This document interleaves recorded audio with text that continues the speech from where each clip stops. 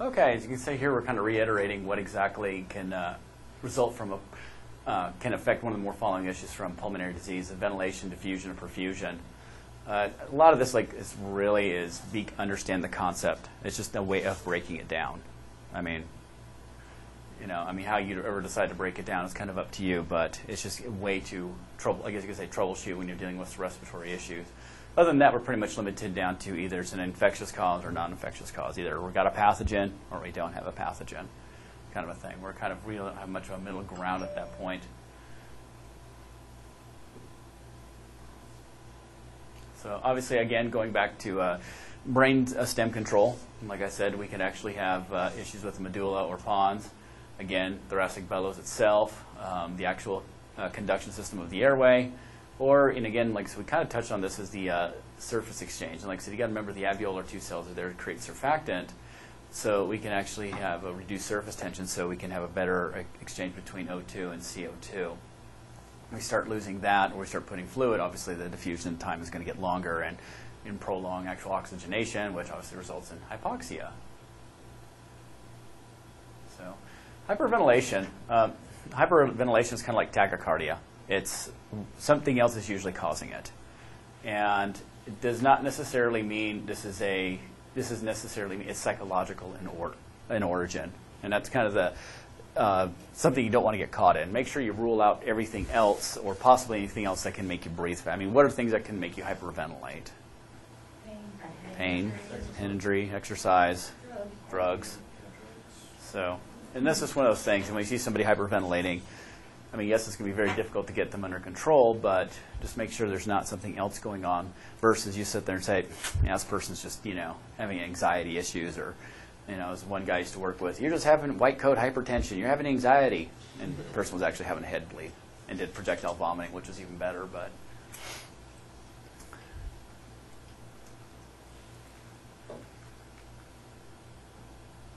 So, and again, tachypnea, hyperpnea can be secondary to anxiety. And again, obviously, the big thing we do is we start kicking out way too much CO2. Kicking out way too much CO2, we kind of offset that, our little buffer system, our 1-to-20 ratio there.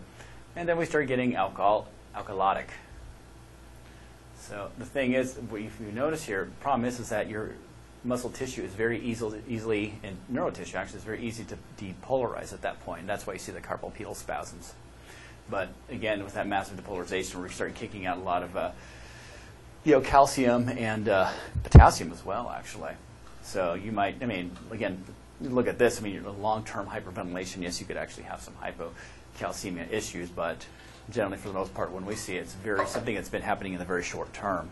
Is it hypocalcemia because of the easy depolarization? Yeah. Burns to it? Yeah.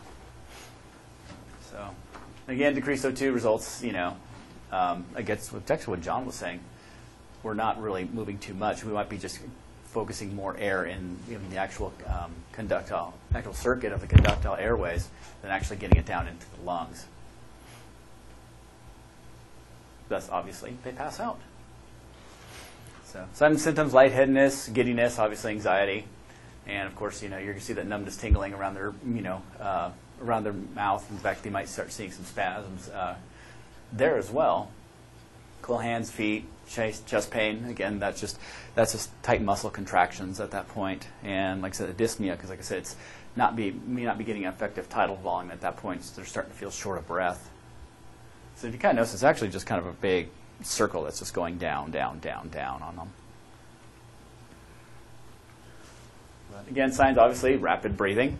They could have carpal pedal spasms. The other thing you got to worry for is just be careful if they might do any dysrhythmias, and probably chances are they're going to have some kind of underlying issue for them to have a dysrhythmia like that.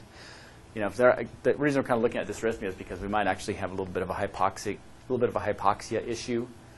It's really kind of what you're really worried about, or maybe we're just kind of having a catecholamine dump on top of it, which is making it worse, and so forth. It just depends. Big thing here is if you start seeing dysrhythmias, figure out why you're getting this dysrhythmia, especially if you're getting like an SVT or sinus. Actually just the SVT. Sinus arrhythmia, not too worried about. Sinus attack, not too worried about. The SVT, I'd worry about. SVT can make you hypervent really bad. So loss of consciousness, that can happen. And the only thing I can tell you about that is when they do lose consciousness, just understand they may not start breathing right away because they're actually trying to build up the hydrogen in their system before the brain says, okay, we can get back to where we're going again. So it's like it's resetting itself, not just within the brain, but also, like I said, also within the blood and everything else. Is that why you always say, well, we'll just wait for them to pass out? Because They will. The only thing, like I said, it's kind of frustrating is that they pass out and they won't start breathing right away. So you're kind of like, well, how long do I wait? But like I said, that's all that we're trying to build up hydrogen again, so we can get that 1 to 20 ratio. So it's wait. So should you not give them oxygen? Yeah, ventilate them. Yeah, No, I ventilate. mean, like, if you've excluded everything, pathological, I mean, would you still give them like high flow oxygen? Or, I mean, because they have oxygen, it's just not being utilized. So I mean, if you give them more oxygen, It's not going to hurt at that point. It's really, like I said, the problem is that you need to get control of their breathing somehow. And there's a couple little tricks to go around that. If it's not an underlying cause issue like an SVT, I mean, obviously fix the SVT. They'll probably be okay after that. If it's something that's just they're getting themselves wound up, I mean, as silly as it may sound, get them to start singing, because it actually hits a different area of the brain, and that causes a whole different respiratory pattern on top of it. It actually gets you to override it. That's one way to go about it. So, but yeah, the big thing I just don't want you to do is start, trying to find a paper bag and say, here, rebreathe, because it's easier to. You don't want to make them. You don't want to go the other side and make them acidotic, and then trying to work that out problem as well. Seizures are very, very rare. Very, very rare. If they go into seizures, I'd probably be looking for an underlying cause of why are you having a seizure at that point. So again, thorough assessment. Again, rule out any physiological causes you could possibly think of: head injury, metabolic acidosis, drugs. I don't know. What do you guys think could cause hyperventilation syndrome?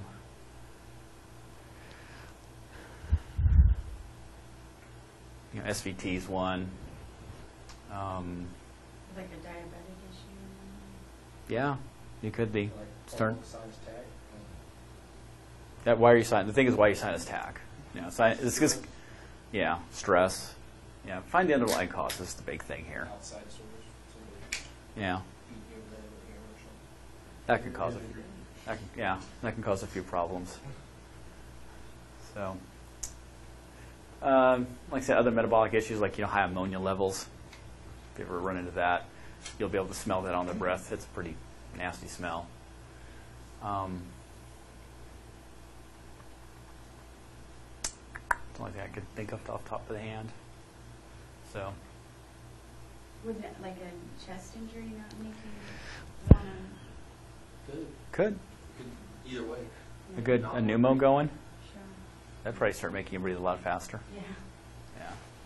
The whole point is, like I said, if you have that going on, make sure you've ruled out everything you possibly can, instead of just trying to sit there and, you need to stop down, you need to slow breathing, blah, blah, blah, blah, blah. You'll feel really bad if they actually pop one of their lungs and they're feeling uncomfortable. And you're like, you need to relax. Calm down. But, yeah, the only thing I can tell you about coaching their breathing rate is singing I've seen work. Try to get this thing like row, row, row your boat or something that just, like I said, it flips a different respiratory drive that overrides. But anyway, the whole rebreathing into the bag, don't do it. Non-rebreather's fine at that point. Like I said, if they truly go that alcoholic, like I said, they'll pass out. Then, like I said, the body will reset itself.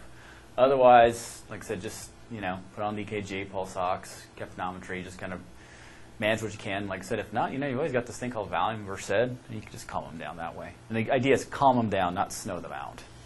Big difference. So, give them like about 5 of Valium, or maybe like 1.5 of Versed versus, like 5 of Versed. But otherwise, again, let's probably, depending on the situation, on what the condition is, obviously you want to educate patient and family of what's going on. Psychopathology, like I said, that should be the last on the list, and you might see this with a lot of repeat customers. You may not. It just depends. It's this, like I said, it's all situational. But Yeah, I can think of the one, actually the one that, last one I had that passed out on me, we actually tried to get her to calm down. You know, because it was like, well, if we get her to calm down, she had like a fight with her boyfriend or something like that, and she was getting herself worked up. We're like, calm down. She'd start calm down. Then she'd get herself worked up again, and finally like, okay, fine, let's go. And she kept going, and next thing you know, she's like flying off the cot, and then, okay, I can work with that. So. No, when we had, Al didn't even get a chance to finish the sentence before she passed out. Huh? We picked up a lady that had slipped and fell and hurt her back on the river, or like the Lake Belton. She, of course, is ways out there, so there were other first responders helping before we got there, and I guess she was in a lot of pain and hyperventilating before we ever got there. So we get there and get her on the stretcher, and she's screaming and wailing and hyperventilating, and I was like, "Hell, we gotta get her calmed down." And he goes, "Ma'am, you need to calm down before you." And she was, yeah. Yeah. You know, I had her. She was on the cot, and her hand, she just. Well, things considering, at least they're easy to manage at that point. And he's like, "That was awesome." Yeah, Did because she stop breathing at all? No, she didn't quit breathing. She quit screaming. And Yeah, hollering and they'll start breathing again. It may take them a little bit to get back, but they'll start breathing again. She was out almost the entire trip. Yeah.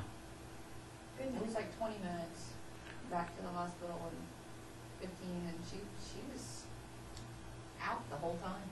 Yeah. Now, worst case scenario, when they pass out like that, you might have to ventilate them a little bit just to kind of get them going, but they'll come back. You know, they'll come back.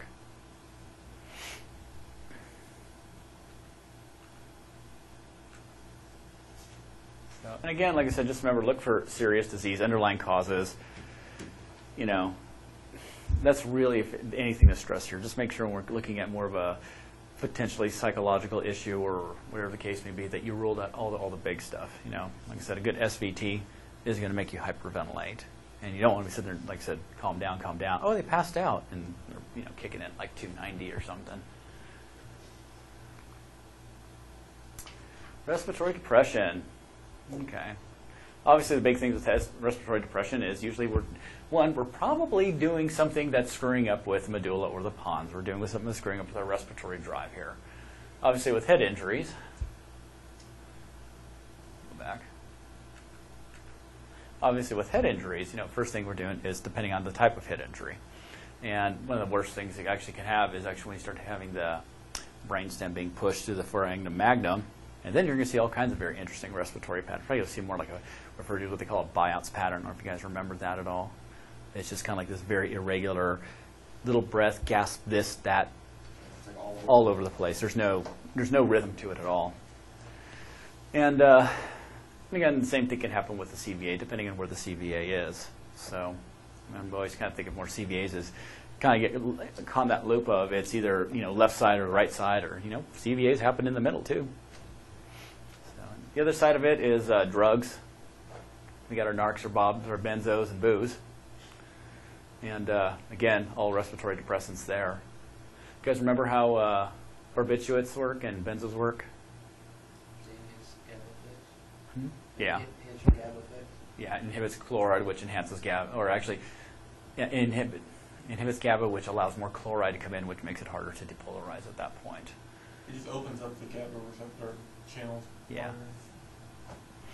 So, and of course, we got narcotics. That's actually a nice thing they can do. They can also drop your pressure as well. Slow your heart rate, drop your pressure, stop your breathing. So, good heroin overdose, you'll definitely see that one. And people drink really. I don't know if you guys have ever seen people on real bad binge drinks. I mean, sometimes they'll get to the point where they're having really irregular respiratory patterns.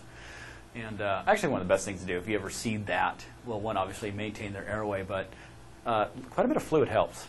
It'll actually help sober them up and kind of bring them back a little bit, but kind of dilute their, I guess you could say their blood alcohol per se, but or at least deal with the dehydration issue.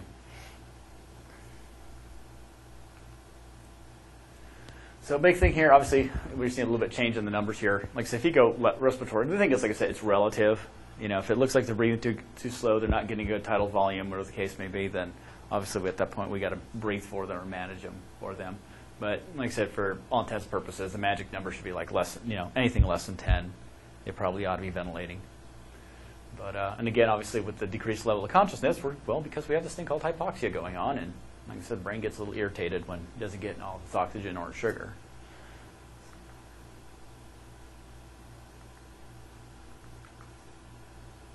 But yeah, big thing here. If you can't tell the patient whether the patient's breathing adequately, they probably aren't. And the thing, worst case scenario is if you really can't tell and you start ventilating them, they go, hey, what the hell are you doing to me? That's a good sign at least. But yeah, some people are just very shallow breathers. You just, huh? So you're tricking me. Yeah, just don't be the person to say, oh, I'm going to stick a tube down this person. And they go, yeah, that looks bad. That looks really bad. I've seen that happen, by the way. I was thinking of the story Jeff told us, I don't know if he told you. He was listening to some recording on an ambulance, and she's calling in saying, I'm intubating, or whatever, and the patient's going, what are you going to do? You'll have to ask him that story if he hasn't told you. Wait, what? Yeah, that's probably not good. No. I just remember back in the day, something like that. They're somewhat breathing? Okay, nasal tube, we're done. As soon as you get that in their nose, they're wide awake. Actually, speaking of drugs, you guys, I don't know if it's real. I haven't heard of this still even out there, but GHB, for example. You guys remember that they had like a GHB phase, probably about mid-90s? You do, too, yeah. You guys familiar with that at all? Mm-hmm. Yeah, GHB actually started off, they wanted to, originally. The rape drug? Yeah. Mm-hmm. It's also the rave drug, too. The what, rave? Rave. Yeah, depending on the dosage. In the history of GHB is that they wanted to make it as more of an anesthetic, but really didn't do so well. It's like we got nothing really, to quantify what we're doing with it. So somehow it turned into a weightlifting supplement, and the idea was, well, if I work out really hard and I sleep really hard, I'll be able to gain and do all this other business. Well, somebody in their creativity found out, well, if I can make somebody sleep really hard with this, who else can I make sleep really hard with this? It's just Rohypnol? Is it the Rufalin? No. Rupees. Rufalin? That's what I asked. Is it Rohypnol? No, it's Drug expert over here. no, that's a different drug. It's How you found your wife? gamma dihydroxide hydruvate or something like that. But no, it's something different. But yeah, at lower dosages, it actually makes you hallucinate. But the other thing, the whole point of that, again, with the GHB overdoses, we get these guys that are raves, their heart rate's slow, they're barely breathing, they got low blood pressure, and they're hard to wake up. So what's your first reaction? Well, A. Yeah, A, we got airway issue, right? Or let's, slow heart rate, so this, or some people are like, well, let's give them some atropine.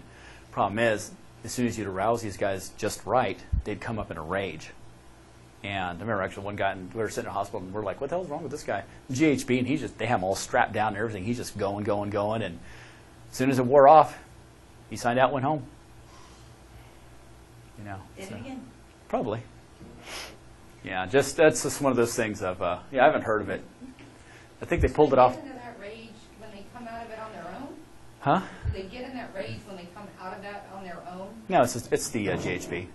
That's just part of the drug. Yeah. It's not because they're giving them meds to get them out of it. No, you just write it out. But like I said, these guys, as soon as you disturb them, they go to the other side of the pendulum, and these guys are flying off the handle. The big clue was if you ever picked up somebody and they're acting prison, thing like that, and you found like a little shampoo bottle thing, that was like the way they were dispersing it around on the street. And that was like the big thing. And I actually ran into one of those guys, and I'm like, tie him down. He's got a soap bottle. Yeah, he's got a shampoo bottle. This is going to get ugly. Oh, jeez. Yeah, that's not fun when you have a patient just get unglued on you when you don't even anticipate it. But anyway, again, airway management here, open, maintain, clear the airway. Consider intubation. Again, don't always, something we kind of need to get back into. It's, do you really need to intubate? Do we not need to intubate? Will King LT work? Will something else work? Kind of as long as you're getting the desired effect of, yes, the color's good, capnography is good, all that's working good. Again, we can keep it right there. If their respirations are already depressed, don't you have to be really careful about giving them the VEC and the med because of their effects on the respiratory? Yeah, but you're going to take over Yeah, that. you're So about that to doesn't take matter. over. And why would you? Yeah. If they took something and give respiratory depression, why am I going to give them back? Actually, I had somebody ask me one time, and we were talking about opiate overdoses. It's like, yeah, but what about if you gave like Versed? Why don't you have to worry about Versed and an opiate overdose if they're not breathing? You know, to RSI them, and I'm like, why would you want to RSI them? Well, you know, in case you had to take, well, they're not breathing. I don't have to worry about waking them up. Just to make sure. Yeah, this is kind of one of those. Kind of But do you that don't know. themselves, Yeah. right? Oh, yeah. They're already. RSI themselves. Yeah, they're already waiting to be RSI. They took everything they needed. Yeah. You know. Our side themselves.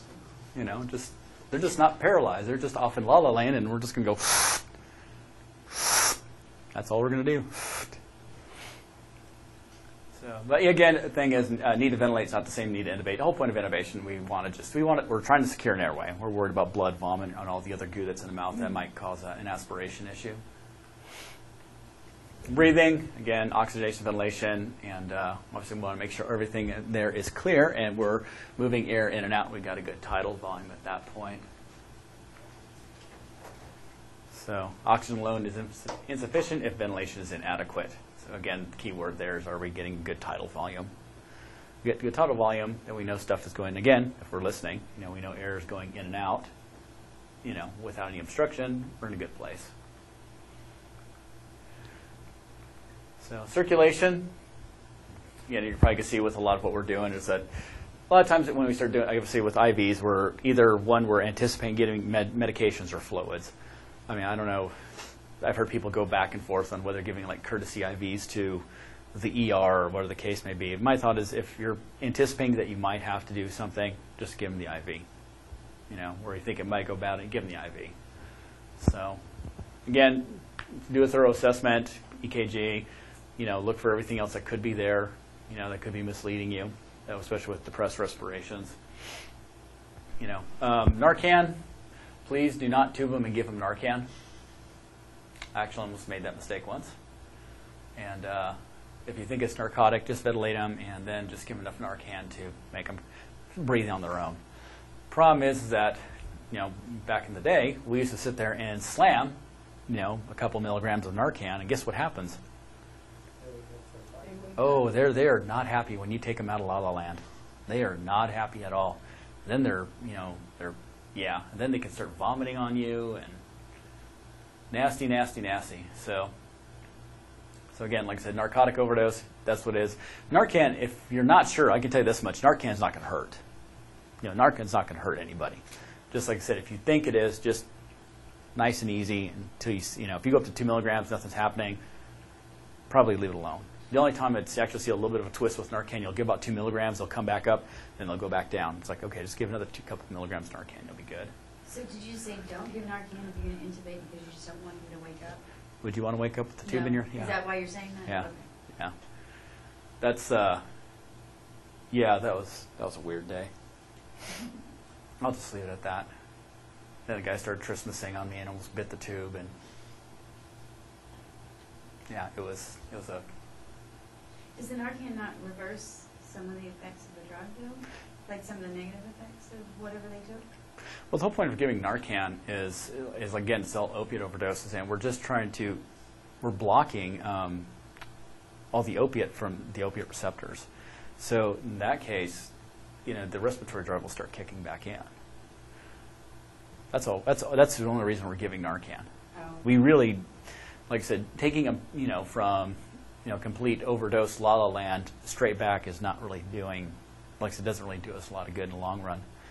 You know, like I said, with opiates or something like, like if for whatever reason, like you decide to dump somebody with too much morphine, we want to give a little Narcan, get the pressure back up because they'll stop the dilation and they'll start breathing, and that's what we need. Let them enjoy the rest of it.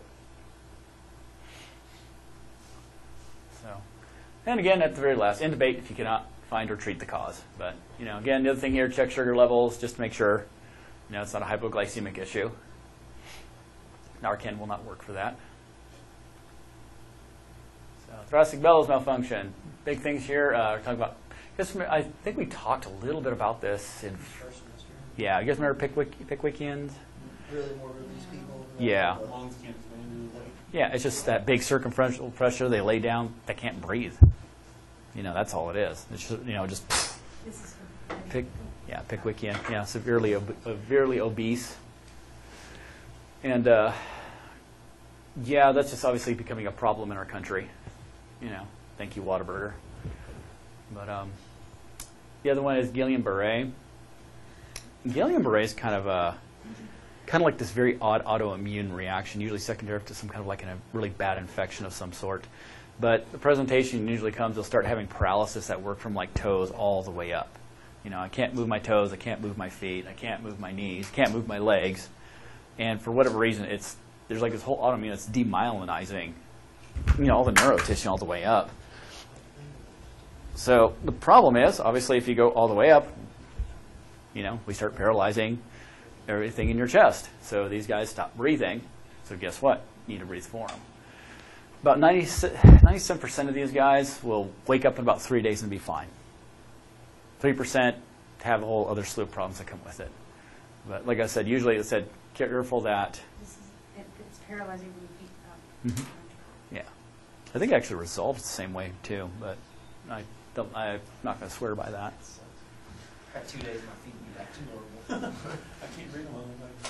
Well, the thing is, just remember, if it's getting to the point that they're going to breathe, that's probably the patient you do want to kind of snow out at least. If not, you know, RSI is probably not going to make a difference because they're going to get there anyway, but at least snow them out when you do them because they're going to be aware that they can't breathe. And it gets to the point that you're breathing for them, at least all this is still going to be working. So, again, make them forget. Myasthenia gravis, again, this is the actual autoimmune against the receptor sites of your muscle tissue from neural tissue at that point, or the end motor plate, sometimes referred to. And generally the treatment with this is that they actually try to, people who actually have this, they'll actually try to give them medications that, they'll give them cholinergics. They'll give them, you know, cholinergics so they have more of a acetylcholine in their system to keep hitting whatever receptors are left. But like I said, if it's progressive. You guys remember how autoimmunes work, by the way? Your body takes your own. Yeah. Your cells have little glycoproteins, so they're basically nice little flags that say, hey, I belong here. For whatever reason, when those they think those glycoproteins are not there, or the immune cells don't recognize and say, well, get rid of this. We're just going to get rid of this. And again, for some reason, they attack, you know, those attack the receptor sites there. And like I said, obviously muscles don't contract at that point. Spontaneous pneumos, big one. Marfans, tall, white, skinny, and really the big issue is it's the connective tissue becomes very thin. And in fact, you can actually see this with actually with like I said, tall, thin, and some smokers too will actually have spontaneous pneumos. Have you ever talked to you guys about blebs? Yeah, like the knot on the tire. Huh? Like a knot on the tire. A knot? Yeah, like Oh, it's just a tiny- weak spot in you the know, lung. like a Yeah, bubble. it's a weak thinning of the tissue. It's a little bubble, and then it just take a deep breath and pops, and pneumo gets created at that We have a point. picture in the So,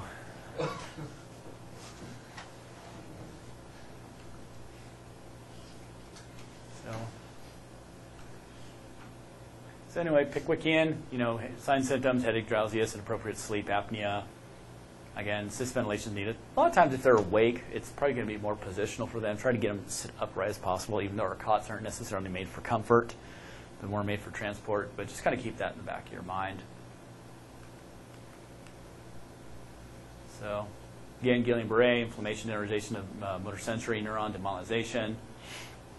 So,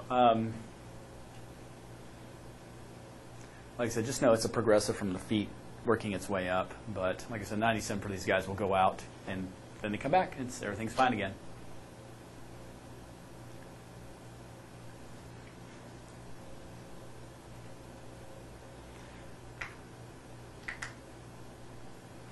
Kind of just went on a tangent before we got to the air, huh? We haven't covered all that. Yeah.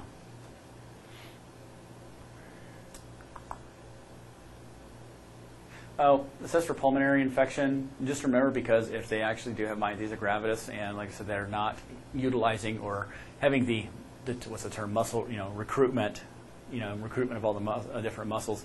Obviously, they're not moving air and out, and stuff can get stuck in there, and especially if it's bacteria or whatever, infections can. You got to just keep an eye out for infections. That just goes with anybody who doesn't have a good tidal volume. You got to kind of worry about an infection going on in there. So with Myasthenia gravis, will they also have like digestion issues and any kind of parasympathetic response, or is it mostly just respiration? It's mostly muscle. Skeletal muscle? Yeah.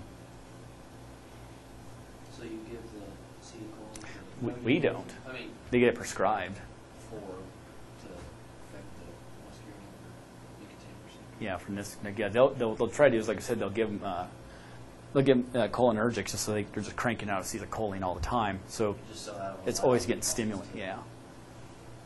I mean, obviously, where we are, we say we have like 100 receptors.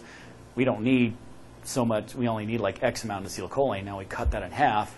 Well, we got to make sure all those receptors get hit, get some kind of effectiveness. Marfans. You guys remember else? Spontaneous pneumo, obviously. What's the difference between spontaneous and tension? Have the decrease in vital signs, perfusion. Yeah, hemodynamically unstable is the big one. Pneumos aren't bad. Like I said, if you get about 30% pneumo, they're not going to do anything for you. You're going to live with it and let the air absolve and lung reinflate on its own. It's usually after that, and it keeps building. And like I said, if it becomes tension, usually, like I said, we're putting so much intrathoracic pressure, we're cutting down on the inferior and superior vena cava and reducing preload. That's why we're seeing such low pressure and so forth. That's obviously the problem. We have low preload, we have low afterload, we have basically our cardiac output goes to crap. And on top of that, we're not even getting good lung inflation. So, but One good lung, is it putting pressure on that other lung that is not affected?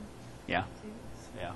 Like I said, spontaneous pneumos aren't, like a pneumo isn't bad. A tension pneumo is bad. It's just making sure, don't think, just, we see a pneumo, if it's not tension, just watch and wait. Don't need to go, jumping on it. Huh? No, you don't need to deflate it. Is that it?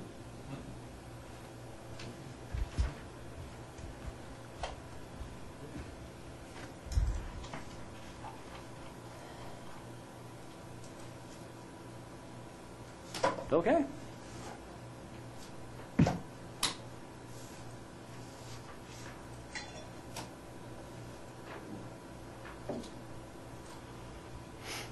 Any questions on any of that?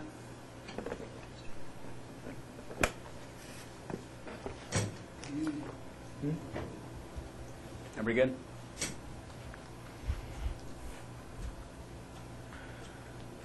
Okay.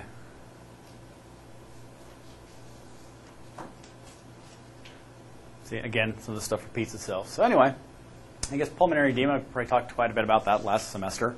What's technically pulmonary edema? Yeah, just fluid collection in the lungs, usually from the circulatory system at that point. A couple of things can cause pulmonary edema. It's not always cardiac related. For whatever reason, if you're in the ocean and you inhale some water, that will actually give you pulmonary edema.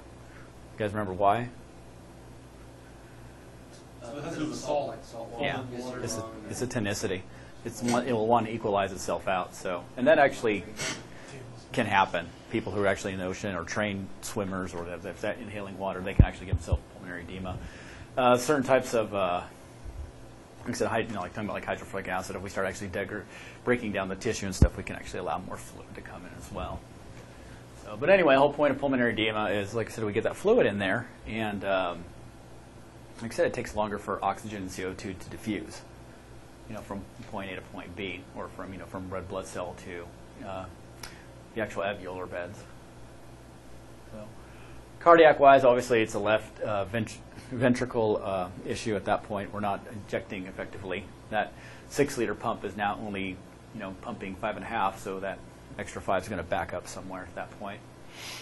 But again, pressurizing capillary beds, so why not? Just for, again, just it breaks apart, it leaks, and there you go. Stenosis, just to let you know, stenosis actually causes left ventricular hypertrophy. Is the big problem with you guys understand how stenosis works? Yeah, it becomes narrow. So what happens is usually the atrium and the ventricle will start getting enlarged, and it still doesn't become an effective pump no matter what, because like I said, it just gets all that blood in there, it's just not moving effectively. But yeah, you'll actually get hypertrophy, and like you would see with CHF on an EKG. And that in itself, like I said, will start creating more of a backup because we just can't move enough fluid through that stented valve at that point. So is it it's trying to pump it out and it can't? So it's because of the pressure of the fluid building up in the ventricle and it can't get out, or because it's working, or is it trying to pump harder or faster? All the above. All of it?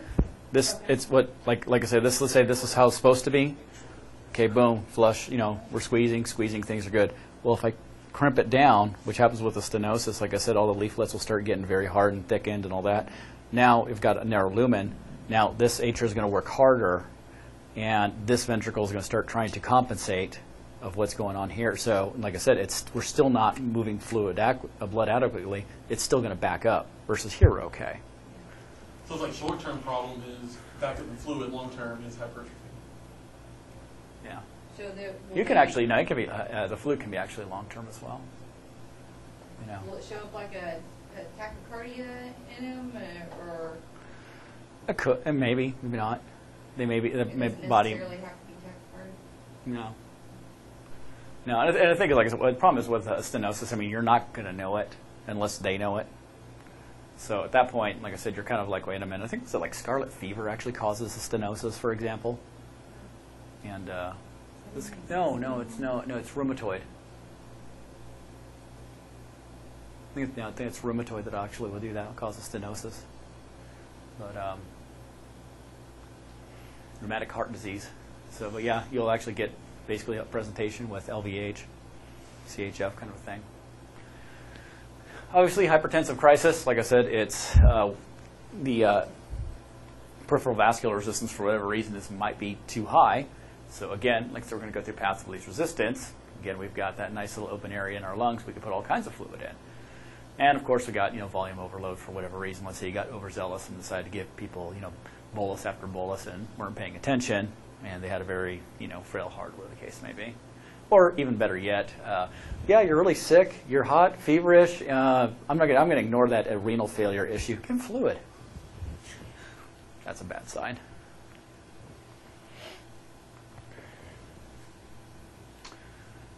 So anyway, damage to the alveolar beds can increase permeability, and you could get a little bit of something like this with a lung contusion, or depending on what you inhale at that point. So it's just like I said, if we can weaken the permeability or weaken the structure, we're going to have a leak and a fluid going into there. So near drownings, liver disease.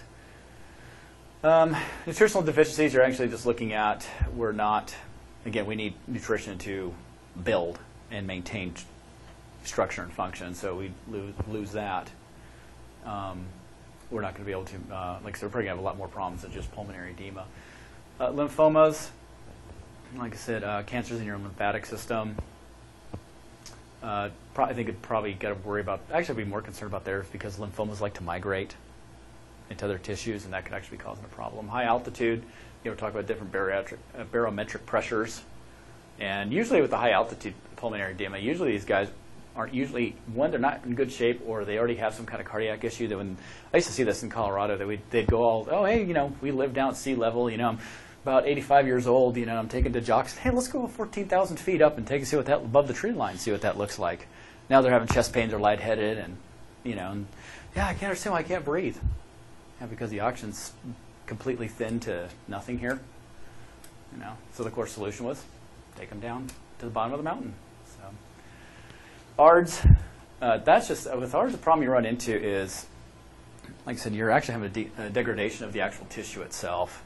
And it's, like I said, it's a secondary usually in conjunction with another organ failure or really bad previous illness that you might be getting over or still trying to get over. But it's just destroying your lungs. So, presentation-wise, obviously, dyspnea, PND, orthopnea, frothy sputum. The other thing is just listen for wheezing. And wheezing, I don't know if you talked to people about cardiac wheezing. Sometimes they'll refer to as, if you hear wheezing and just in lower basses, sometimes they'll call that a cardiac wheeze. But that's kind of giveaways, like it might be a fluid backup issue if they're sitting right up and they're just having a little bit of wheezing down there. Actually, it's a very fine whistling. So, and again, obviously, position, may want to get them upright, because if we lay them down, that's more surface area for all that fluid to cover, and they have that nice sensation of, I feel like I'm drowning, which they kind of are. Oxygen, CPAP. The big thing, obviously with CPAP, we're trying to make PEEP. We're trying to get pressure in there, so we're always pushing fluid back down, IV access. This is one of those you definitely want to put that micro drip on, because we don't want to worry about that, bag getting, running away for whatever reason, because things can obviously happen. And if you can find and identify underlying cause, hey, great. Diuretics. Diuretics are kind of going out of favor as far as EMS is concerned, because you got to remember they're not going to take effect for at least about 15 to 20 minutes. Then after that, they've actually got to the point where they've actually started accumulating urine in their bladder. So, like I said, it's almost way too long. You actually want to worry about other issues if you can. What's the point in giving them a microdrip fluid and then giving them a diuretic? Well, the only reason we're giving the microdrip is because we just want access. Oh, okay. The thing is, the problem with a lock, if you're going to give a lock, you got to back it up and flush it, The only reason we got the microdrip, drop the drug, quick flush, we're done. That's all. So, ARDS, the Nang lung. So, and again, like I said, this is usually you're going to see this more with shock and sepsis issues. I mean, it's going to be a very, very bad taxing on the body overall. It's not just an isolated thing. I mean, it's just a very bad insult to the body. Bad trauma, multi-systems trauma. These guys can go into ARDS, and like I said, just the like I said, it's a breakdown. It's a breakdown of the tissues, breakdown of the cells. So, and things start falling apart, becomes more permeable. Like, so obviously, we're in fluid, surfactant. So we're probably losing the alveolar 2 cells at that point. Having less surfactant, that's going away. Electrocysts, and so forth.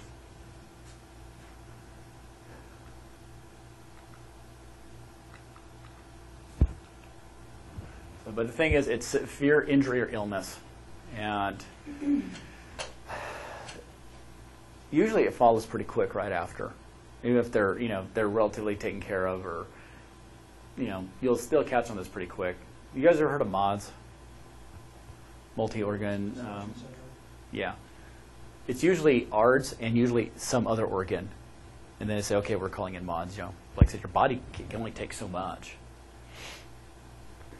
So, any questions? Again, the same thing. Probably with ARDS, you're probably going to have to keep them in, or they probably already are intubated and on a vent at that point, because they're trying to utilize what viable lung tissue is there, and hopefully more the actual organ itself is being able to regenerate to some degree and heal. But big thing is we want to keep PEEP, because, like I said, the lungs want to just fall over. So pressors for vaso support. I mean, if you guys ever transport with somebody with ARDS, they're going to be all kinds of stuff. Probably epi, norepi. You're going to be on a vent. I mean, like one I saw had they were giving flu vaxes via the nose.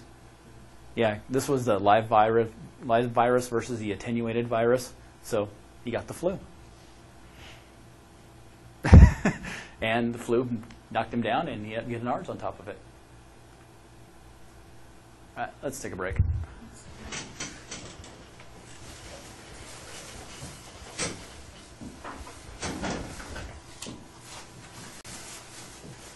I'll take that as a yes.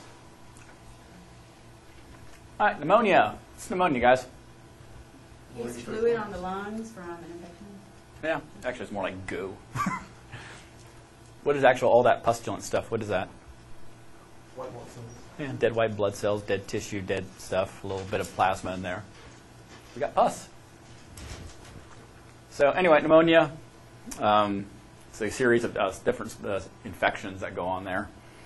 obviously if you have other risk factors, cigarette smoking, age, cold, current lung disease, that'll actually predispose you to pneumonia a lot quicker. So, ideally, what happens is you get ideally, like I said, it's inflammation of the actual bronchioles, and again, this starts inflammation accumulation. We start getting a little bit more pus and all that other business. The problem is, like I said, that pus there is actually hard for a lot of oxygen and CO2 to diffuse across. So that's one of the problems we run into. And like I said, it's just dealing with the infection. One way to kick it out is, well, we got an open space. Now cough it out. So, and like I said, if you already have some kind of pulmonary issue or you've age or something like that, you may not have a good coughing reflex, and that actually will cause more problems. Can we actually go in and suck it up? Like, to a degree. To a degree. I mean, like I said, people on vents will actually put fluid down there, and then we'll suction out. We're actually trying to loosen up the mucus so we can pull what's more in the larger airways out. But in the actual smaller airways, bronchioles, no, you're not going to do anything. A lot of times it gets reabsorbed into the back of the bloodstream, and then it gets dumped out that way. Is there any way to introduce oxygen to the blood and bypass the lungs altogether?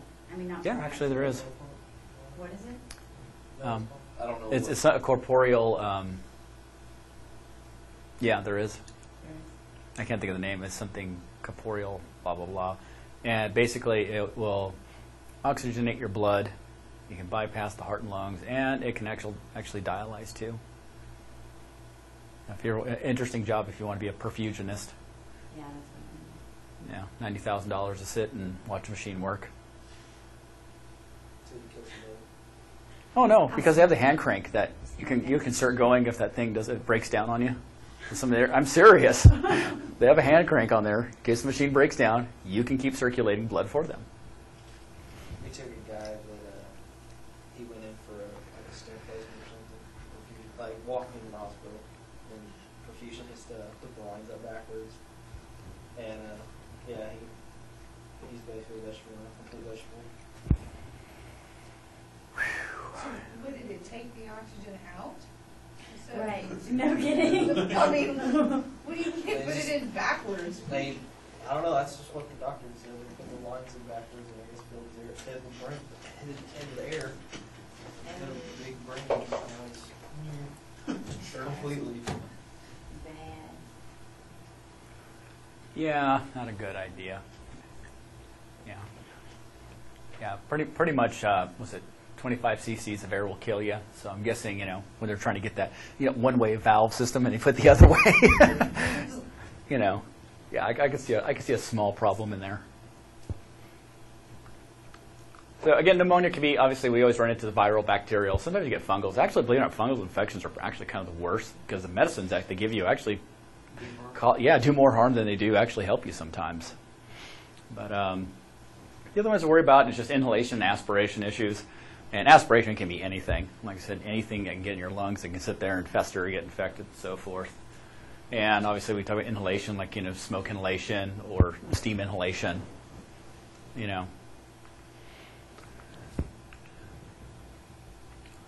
Big thing here is obviously shortness of breath. The chest pain with this, the big thing you want to look out for is if they're having chest pain, is it change when they breathe in or breathe out? Usually if they say that you have chest pain, or if you have pain when you breathe in, you're actually looking at something that's more upper respiratory. Again, this is kind of a rule of thumb, nothing engraved in stone, but if you have pain when you're breathing in, it's usually upper respiratory. If you have pain when you're breathing out, it's usually lower respiratory at that point. And that's one way you can kind of rule out chest pain. Other pleuritic chest pain, like I said, you take a deep breath, you start feeling pain. Like I said, you got to remember that lung tissue is going to get inflamed also on the outside too, so it could actually kind of rub against the walls and push away some of that serous fluid. Again, you're hearing more rhonchi with these guys. Maybe some faint crackles. Usually it's more rhonchi at that point just because of the consolidation of the fluid. This is definitely somebody you don't want to give Lasix to, because we don't want to pull the fluid out of all that pus, and then it gets really stuck there and causes more damage. You might get some percussion, you might get some egophony, changes in their voice, but rarely. the big thing about this is the only time you're really going to have to do aggressive airway management is if they go septic. That's really about it. A lot of times you're going to get these guys, you know, they're just going to put them on the cot and you give them an IV, give them a little bit of oxygen, give them a nice ride. Give them some albuterol, may or may not help, you know, depending on what it is. They always sit there and harp on, you only give albuterol if you only hear wheezes and stuff like that, but if it's pneumonia, it's not going to hurt either. Years ago, we actually used to give a neb saline, and now they're like, no, don't do that. It just depends on where you work. But sometimes even that little neb of saline loosens things up, and then you can hack it out a lot better. Otherwise, long term, they just need some, if they're really sick, antibiotics or pyretics. And would an anticholinergic be useful in this? My thought was yes, but then you're saying don't give a diuretic to dry them out. Yeah, an anticholinergic is going to dry them out.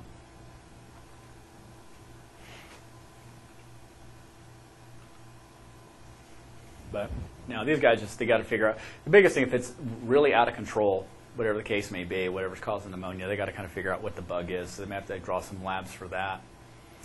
But otherwise, from our standpoint, we just got to look at is like, well, what kind of overall health are you in? How are you handling this infection so far? I mean, you know, a couple days into it and you're coughing up yucky brown stuff. Okay, but you're able to walk, talk, and you're just feeling kind of crummy. You're going to kind of realize the subjective feeling versus the actual presentation, especially with some of these systemic infections, are going to be very different. Because like I said, I mean, I'm sure you guys have had real bad pneumonia. You're like, I don't want to get up. I feel dizzy, this, that, and the other. But when you're on the other side, you're like, actually, your color's good. You're talking to me just fine. Your pressure's good, da-da-da. It's just, like I said, that subjective feeling versus actual presentation. But it's when, like I said, you actually start seeing the actual, negative presentations with them. When they're that sick, you're like, okay, we got a problem.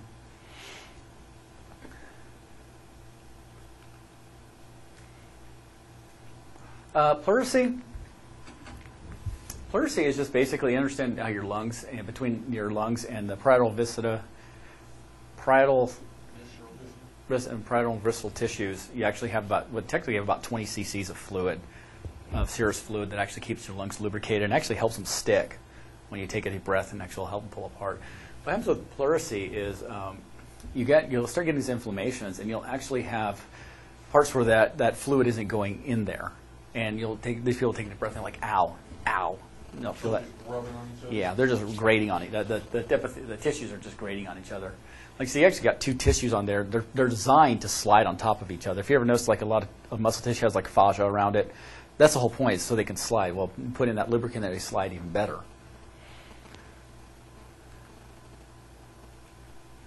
So, and again, like I said, the sharp intermittent pain. You may or may not hear frictional rub. The closest thing, if we ever still had rubber gloves, we might find some back there.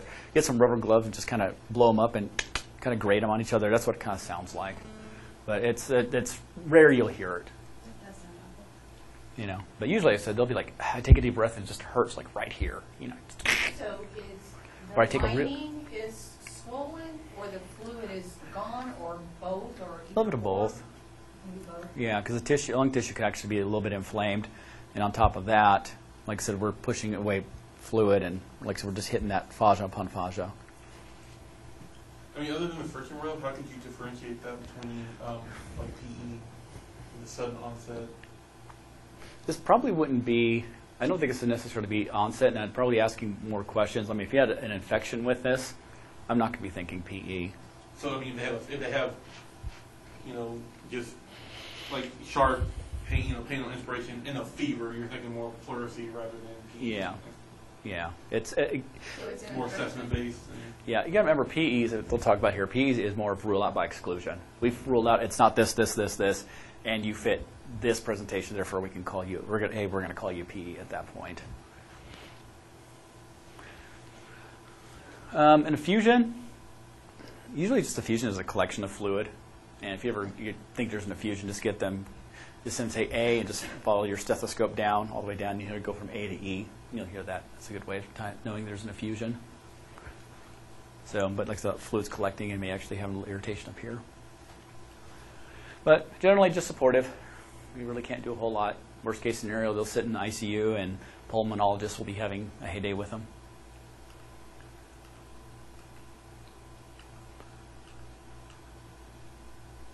Okay. Nice thing about PE, 70% are diagnosed in the morgue. So you just got to worry about 30%.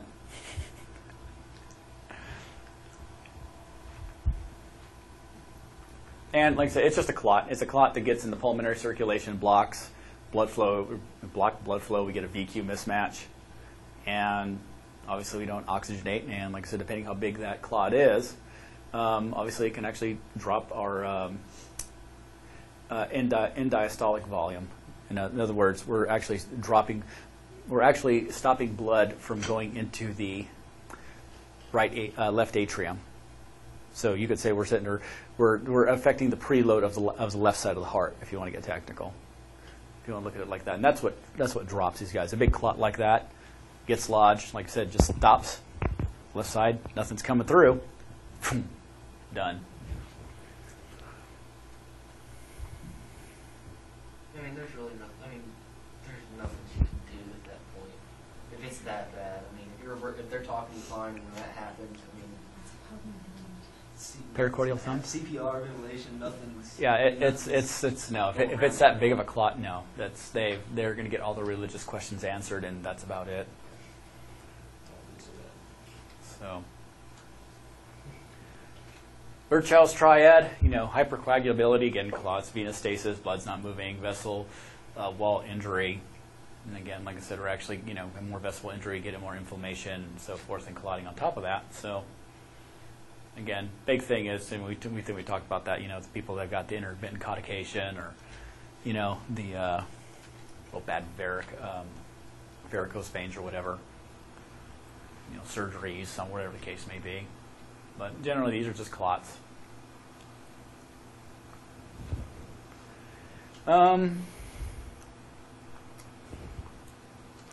These four down here, just understand they just actually cause the blood to clot more. That's all. The oral contraceptive, scratch out pregnancy, but the smoking and the cancer, that's, like I said, smoking can actually make your blood clot a little bit more and so forth. And the problem is with pregnancy, usually they usually get it from the amniotic fluid, from the detachment of the placenta. And at that point, like I said, you got to remember, you actually have viscous fluid that's moving through. That, like the viscous fluids can actually get lodged too. Those will kill you pretty instantly. So, in case ladies ever want to know about that, if you ever get pregnant again. No.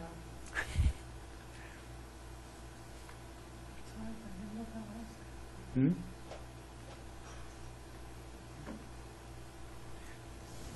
There's air. Yeah, you don't want to put air into somebody's vasculature. Like I said, 25 cc's will definitely kill them. Did you ever talk about how to deal with somebody who actually might have an air embolism? Put them on the left lateral, keep them up at a 45 degree. You're actually, in theory, it's nothing. There's nothing to actually say this really works. But the theory is we're actually trying to trap the air embolus in the right atrium. In theory. So it's like playing a level, basically. Huh? You're not going to know exactly where it is anyway. Yeah, you're just hoping that you have it, that atria will create that high point, so when it all comes in, it'll collect up in there. Like I said, there's nothing in there. So, I'm trying to get in that position and it sounds bad. particulates from substance abuse. I don't know, believe it or not, sometimes your heroin isn't as clean as you'd like it to be. When they cut it, it's not always with good stuff. And, of course, catheter shears. Again, we get that, piece of plastic or whatever going through there. That gets lodged. Sometimes they'll go in there, depending on what kind of a clot it is, sometimes they'll be able to just give you some heparin, and that's one way to break it down. Worst case scenario, they go in there, surgery, and deal with it that way. Like with a hair embolism, though, like, okay, if you happen to get it caught in honestly, what do they do? Basically you prolong, you just prolong the inevitable, but by doing that, I have no idea. Because I've never heard of anybody actually having that and survived. It's just, once you get an air bubble out of the bloodstream, Yeah, it's just like, hey, what the hell? We have nothing else to lose. Let's try this. See, hope it works. I mean, really. You say goodbye to your family or something. I mean, You have to have a really, like you said, what is it, 25 cc's. That's quite a bit. I mean, you have to be able to fund it, you know. About enough to feel. About enough in an IV line that you don't drain. Yeah. It's like You can probably get about that. And you can do that like if they have a, Yes, you can. they would bleed out first though. No, because you actually have enough pressure in your EJs there, enough volume going through, it actually will suck. That's the other problem with a good neck laceration. So, little thing to keep in mind when you start sticking people in the neck too. You might be that one person that does that. Either you get that catheter shear or get air embolism. Right, Mr. White?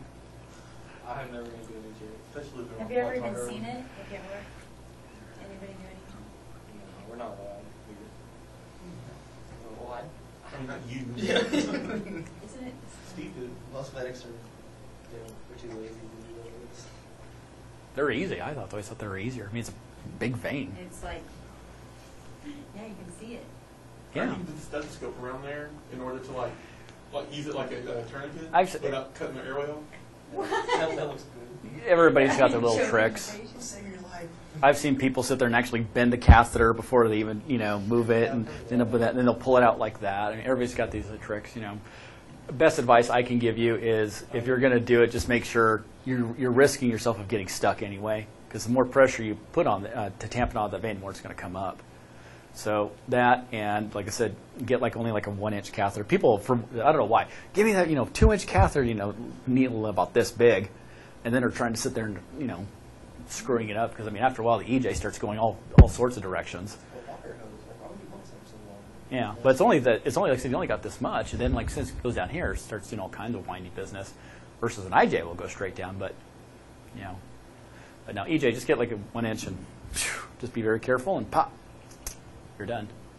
And you can try and tamponade it, before you put that IV line on. Chances are you won't; it'll bleed.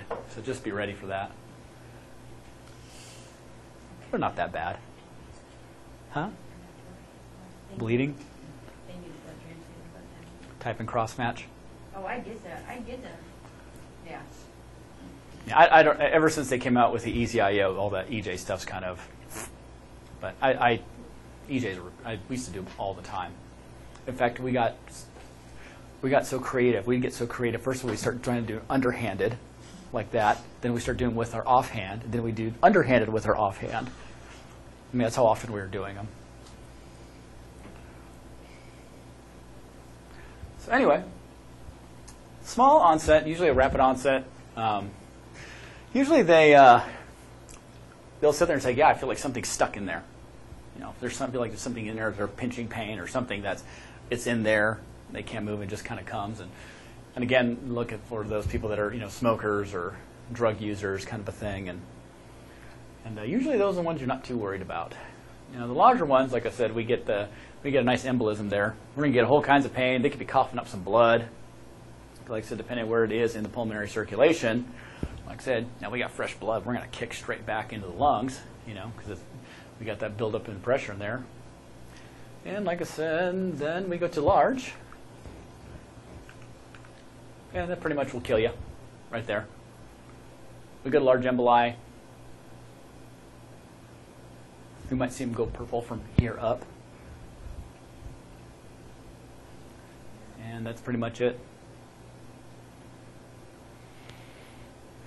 Acute right heart failures, yeah, they're DED, dead. So it's really pulmonary. It's assessment by exclusion. There's no real trick behind it, or not unless you're just like, wait a minute, you're a truck driver, you've been sitting all day, you've been driving for the last 24 hours, and you're a heavy smoker. It's like, okay, now I've got something to work with, kind of thing, which is very possible, and you're on birth control. And you're 50. Yeah. Okay, come on. So, again, it's really just shock management, if anything. If they're okay, stable, Again, just IVO2 monitor, make sure there's nothing else going on. I mean, as far as clotting inhibitors, we're really not going to play with anything. If so, like I said, they're probably going to give them heparin in the hospital. Otherwise, we just got to make sure that they don't throw another one and die. So that's the only thing. And there are people out there that have actually lived from PEs, and the next thing you know, they're on Coumadin the rest of their lives. I mean, this is the only way they can really protect themselves about it.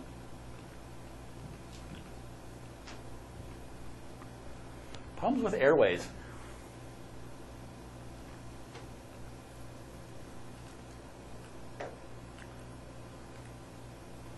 So obviously the tongue is, if you're unconscious, problem with the tongue, we don't have any muscle tone and it just falls right back. I mean, big thing there is they start snoring. So pretty easy to manage, head tilt chin lift, put in an OPA if they have no gag reflex, whatever the case may be. Actually, depending on what it is, sometimes just put them in recovery. You guys remember recovery position? Put one hand right here, put their knee like that, put them on their side. There's nothing actually. I mean, if it's not a non-traumatic issue and they're just kind of having a little bit of depression like that, roll them on their side. Just keep them like that. They're actually very easy to manage.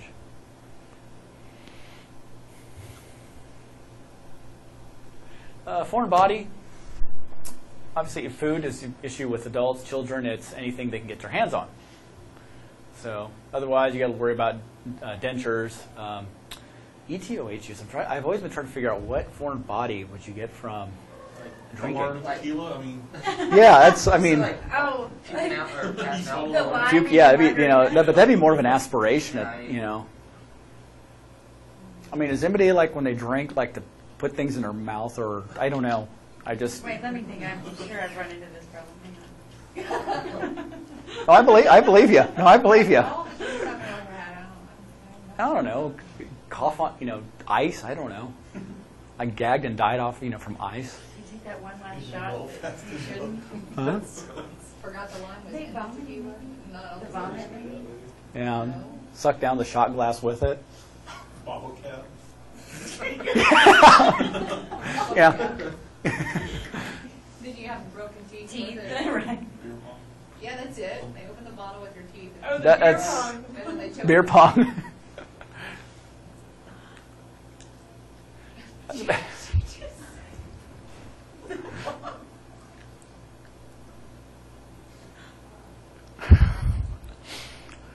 Anyway, partial airway exchange, just don't mess with it. If it's partial, we don't want to play with it and make it a complete. Obviously, if it's complete, that's a whole different story. There's a couple ways of dealing with complete. Either one, we can try and remove it, pull it out, or we try and push it all the way down, into one of the lungs. Or down the right lung usually. The worst case scenario, which is I heard happening, and thank God I was not on this one, was somebody actually choked and died off Cheese Whiz.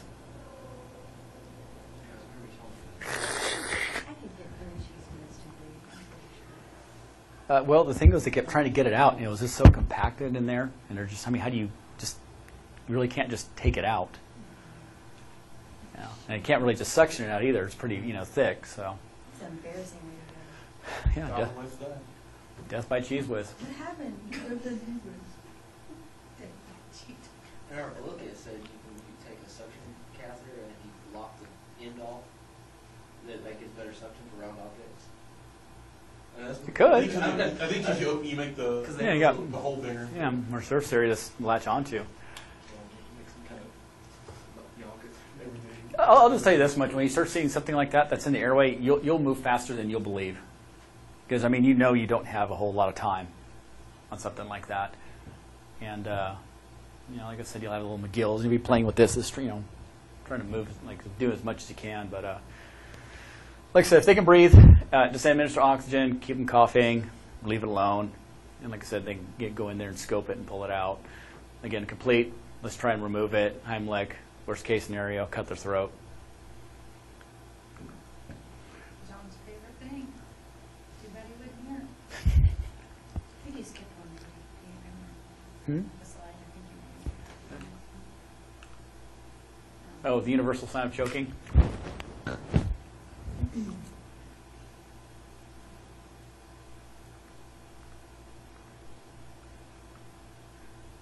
I'm really getting tired of this thing.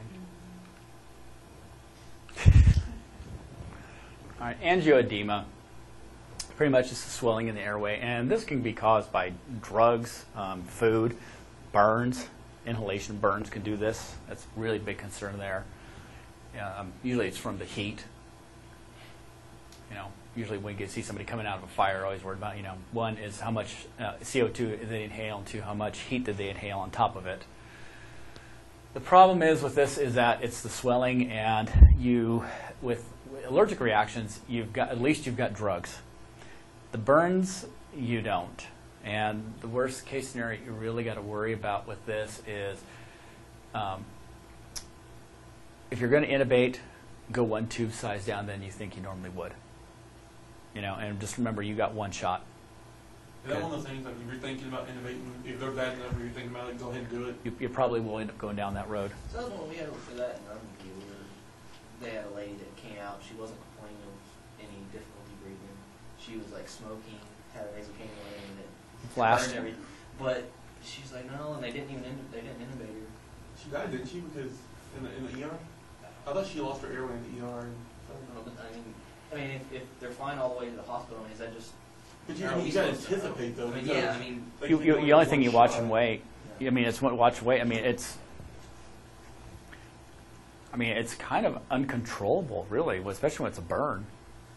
You're better off just intubating them and not. Was that a burn even, or a But you're better off intubating them and them not needing it than not intubating. Well, and them the thing needing is that if you're, because I've seen this where they've had that flash, and they're sitting right there talking to you. There's no change in their voice. You look in their mouth, everything looks okay. Why start screwing sticky stuff in there? You don't know. It may stay the same. It may not. You really don't know. That's what kind of sucks. You got to kind of watch and wait and see what it does. I mean, it's like you can't win either. You're not going to win either way. I mean, if you make the wrong. You just got to watch and wait. That's the only thing you can do. Like I said, at least with the allergic reaction, you can do something with it. Like inhalation burn is what it is. But the hoarseness, lump in the throat, stridor, coughing. Obviously, you see somebody who hides and they're saying, "I've had breathing." That's a pretty good clue right there.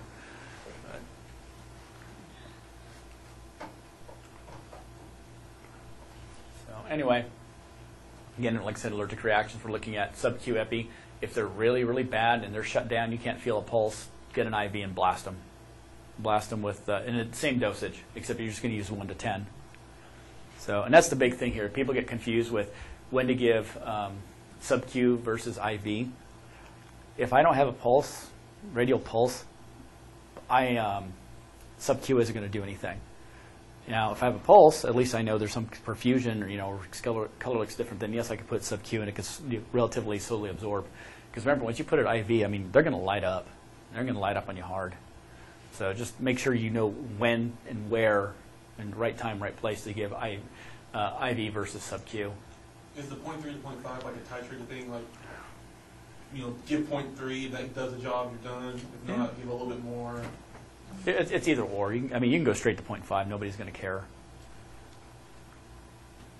But IV, it's the same dose as that? Mm-hmm. Except it's just 1 to 10,000 of epi. Some of the labs are like, hey, I'm going to push 0.5 of sub-Q epi, more good. Yep. Another thing I worry about, these allergic reactions, is sometimes you might give them enough epi to kind of get things down, but the antigen isn't out yet. So we start flaring back up, and like I said, I've heard of cases where they've had to hit them with epi 3 or 4 times, give them sub-Q epi to try and knock it down. I actually ran into a doctor that actually gave 1 to 1,000 IV by accident.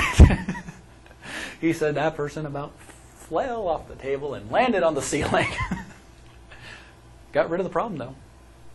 Sure. Yeah, just remember that. Make sure you use when to use which one.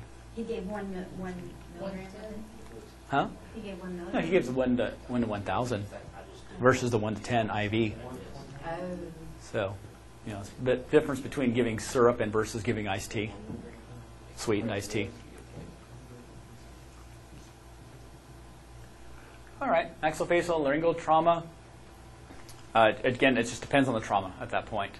And sometimes you might be creative, sometimes you may not have to be creative. It just depends. I mean, you got to have to evaluate and see what you're up against and what you need to do.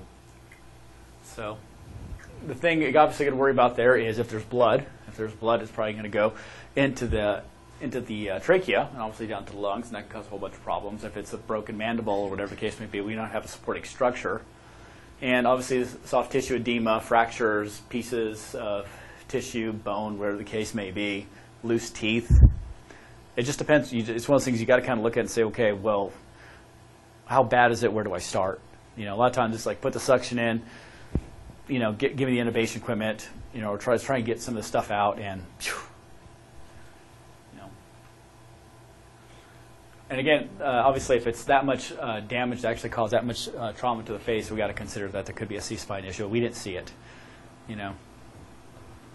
So they always want to say avoid nasal tracheal innovations, obviously, with facial trauma. And again, that's from that 1970-something where somebody put a that NG tube into someone's brain, which It is blind.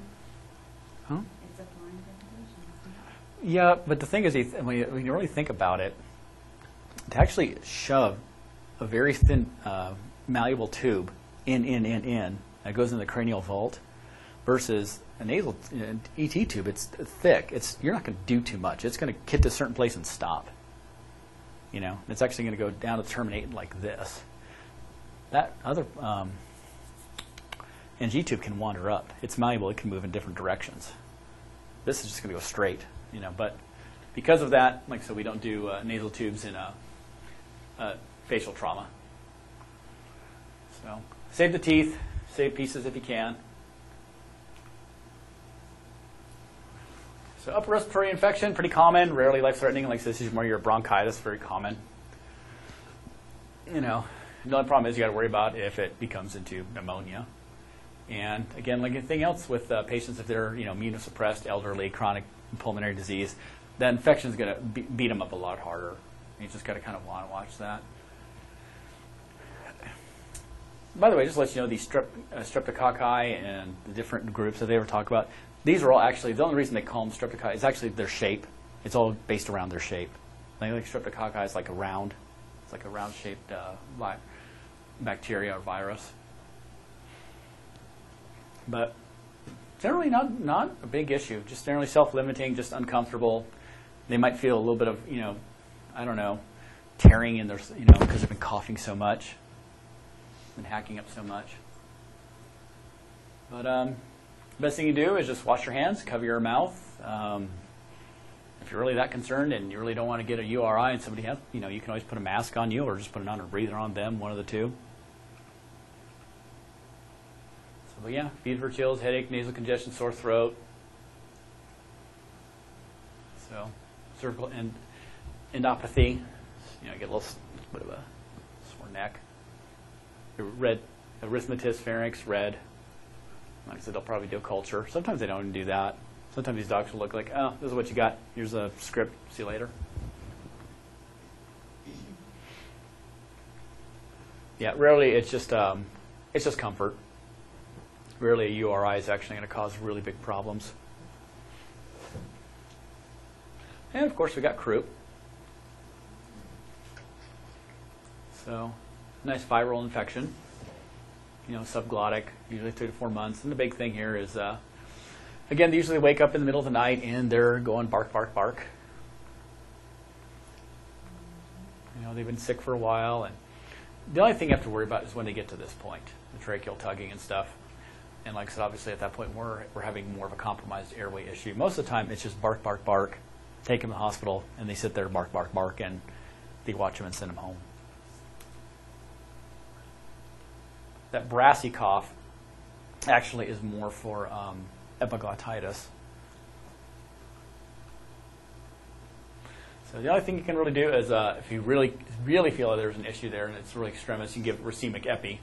And actually, you can actually give regular epi. Worst case scenario, you can give like a couple milliliters of 1 to 10,000. The only reason we're giving epi is because if we've got all that swelling in there, we're going to give that epi and everything's going to constrict, and that will open it up. Nebulized. Yeah. Regular. Yeah, nebulized epi. So. I know, I was just... The only thing It is, won't constrict the Well, never mind. It'll constrict the vessels, so the swelling goes down. But I mean, it's not going to dilate the trachea. It's not going to do anything like that. We're just dealing with an issue down here. The bad thing is just you bought them a night for the hospital. So a lot of times it's just like, if it's really, really bad, then give it to them. If it's not, just let them go bark, bark, bark.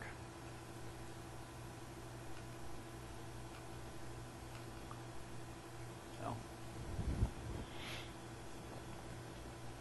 Big thing here is also the temperature is less than 102. Be familiar how to differentiate between croup and epiglottitis. You know, different age ranges, different temperatures, different presentations. Versus epiglottitis, bacterial infection, on the other hand. The thing is, it's kind of interesting. They always say it typically affects people 3 to 7, but it actually can happen in adults. One of the same problems with adults. If that closes, you're kind of done for. You obviously don't want to agitate them.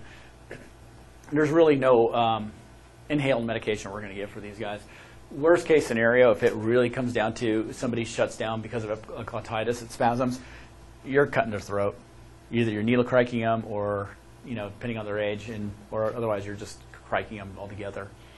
But these guys are going to be, high fevers. They're going to be drooling. That's where if you do have a cough, that will sound more brassy, and the dysphagia and so forth. So just kind of like to understand the different presentations. Just think of where the anatomy is and what it's affecting, what it's inflaming. Do you see it that often? Epiglottitis? No, not really. Is it one of them where you don't want to put anything or even look in the mouth? This one. Oh. Yeah, this one. You do not want to agitate them. You don't want to do anything. Keep them calm. Now you're going to see more croup, if anything. You'll see a lot of croup, and like I said, most of the time croup is not a bad thing. No, it's just when my kids got it.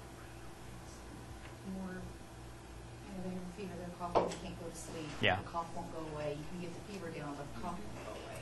Yeah. And you get little kids that can't get to sleep. You can get them to the doctor something quick. Well, that's what they try to get them into a different environment of humidity. That sometimes relieves it, but otherwise, nah. So yeah, avoid agitation. Do not visualize airway. Do not stick your fingers in their mouth. Do not wiggle their throat. Just keep them as calm as possible. You may want to delay putting an IV if you think it'll agitate them even more. Obviously, if they go into failure, then yes, you're probably going to have to go down that road. But intubation size, depending on, like I said, if it actually shut down, chances are you're probably going to go straight to a needle cric at that point. But just keep calm, nice easy ride. So high O2. The thing is, they say high O2 by high concentration mask. Actually, it's going to be more blow by, and parents are really good for that. Here, hold this. Just have them say right there. As long as they see mom or dad there, they're probably going to be a lot more cooperative.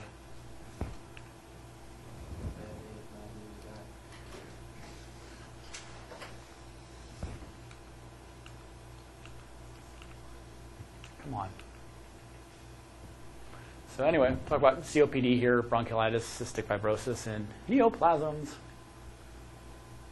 So anyway, COPD, a lot of people kind of roll COPD with emphysema, but technically COPD encompasses emphysema, bronchitis, chronic bronchitis, and asthma. It's actually all those three in there. So anyway, asthma, and talk about the destruction of alveolar walls. Obviously, what happens is the air gets trapped, alveolars get popped, they have a larger surface area, and on top of that, they start losing their ability to recoil. So, like I said, you add all that in there, we start getting more pressure, we start getting a barrel chest, then they start to have to create a pressure for themselves to slowly let air out and so forth. But there's a nice emphysemic lung for you. See that big crater there? That's not supposed to be there. It should be more kind of like all this stuff up here.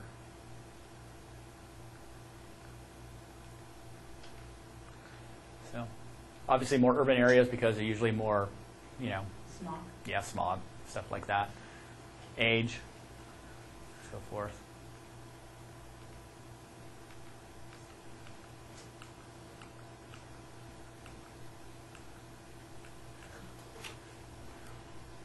Generally, 90% of all emphysema is actually from smoking.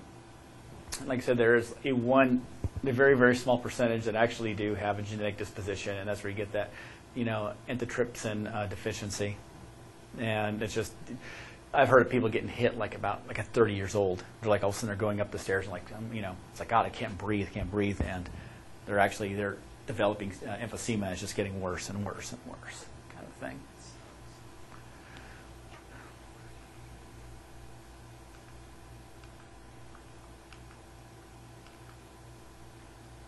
So obviously we have to decrease their surface area, decrease area to offload and unload O2, air trapping, hyperinflation, popping, and again we get a little bit of VQ mismatch on the ventilation side. And because you got all that, again, you actually get that extra pressure in there, in the thoracic pressure. You actually have a little bit of pulmonary hypertension to go with it. And obviously we start backing up, we're going to start pushing into the right heart, and we can actually push into right heart failure.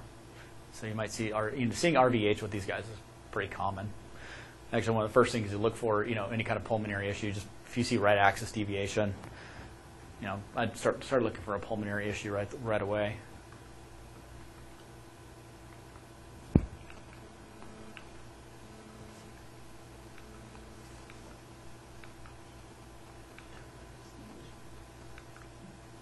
So, but again, increased dyspnea, non-productive cough, malaise, hypertrophy accessory muscles. Actually, the picture here is a lot better. So there's your nice barrel chest, by the way. So nice air trapping, hyperinflation, pushes a lot of stuff back out. Hyperresonance, obviously, because we have lots of holes in there. You can hear things a lot better through there.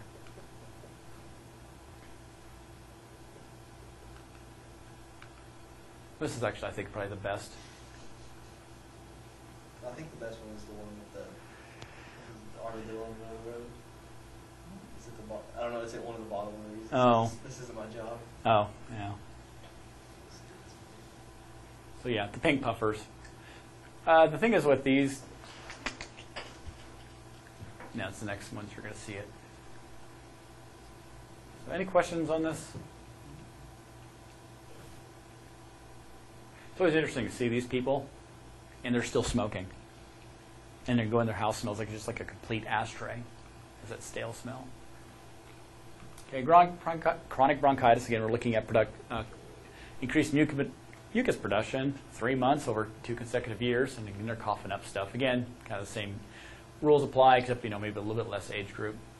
Whatever the case may be, it's a smoking or environmental irritant at that point. The hypoxia, where they increase red blood cells, is actually what they do is they get, the term is actually polycythemia. And that's the body's way of trying to say, like, wait a minute, I'm not getting enough oxygen. Well, maybe if I create more cells with oxygen carrying capacity, maybe I can take care of this problem. Well, it's still not solving the problem, so they'll actually start getting more blood cells, and actually their hematocrit will be off at that point. I think it's like it'll go above 50, say like, was your red blood cells about like 55? They'll go start like. So is that how smoking increases like PEs? Because you're Because you're making more red blood cells? No, not the red blood cells. Red blood cells aren't the problem. The red blood cells, like I said, that's why they're blue, actually, because not all those red blood cells are being oxygenated. But like I said, the body's like, well, maybe if I compensate by more blood cells, I can do this. Actually, if you want to kind of put it in different intensity, if you actually go and live in high altitude, you're actually going to create more red blood cells, but those are going to get oxygenated. Versus these guys, it's their lung tissue, the lung disease, that's not allowing oxygenation. Okay, we need more oxygen, let's create more blood cells to carry it. Now their blood's getting thicker because they have more blood cells, so therefore your blood is more viscous, so it's going to maybe clot easier? I think it actually has to do with just the clotting factors, Okay. the stimulation of clotting factors. So. Maybe too, Plus- if you're constantly dilating and constricting your vessels. I mean, your blood vessels constrict. What do they constrict when you smoke? Mm-hmm. It could be, I mean, that's a whole, That probably contributes some. yeah, if some of you guys look at long-term effects of smoking and how exactly that clotting, I mean, go for it. So is this one, like, your kid gets this, and you live in the city, is it possible that you could take them out of the city, the urban area, and they could not have this anymore? I would be surprised if your kid got this, to be honest. I mean, I'd be really, because I mean, this takes a long, long time to develop. I mean, this is not. I mean, this takes years to get to this point.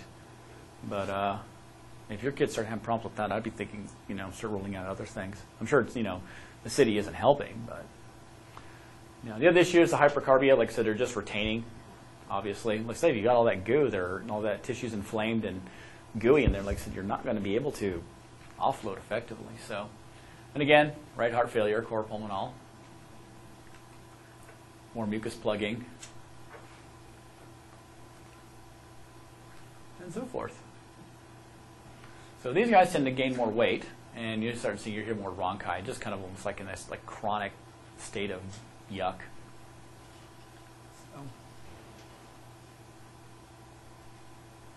So, and again, the decreased constant hypoxia and retention of CO2, decreased intellectual abilities, obviously that affects the brain, and so forth. Personality changes. Obviously, they're going to have off PaCO2 and PO2 is going to be off. But cyanosis is relatively early in this disease.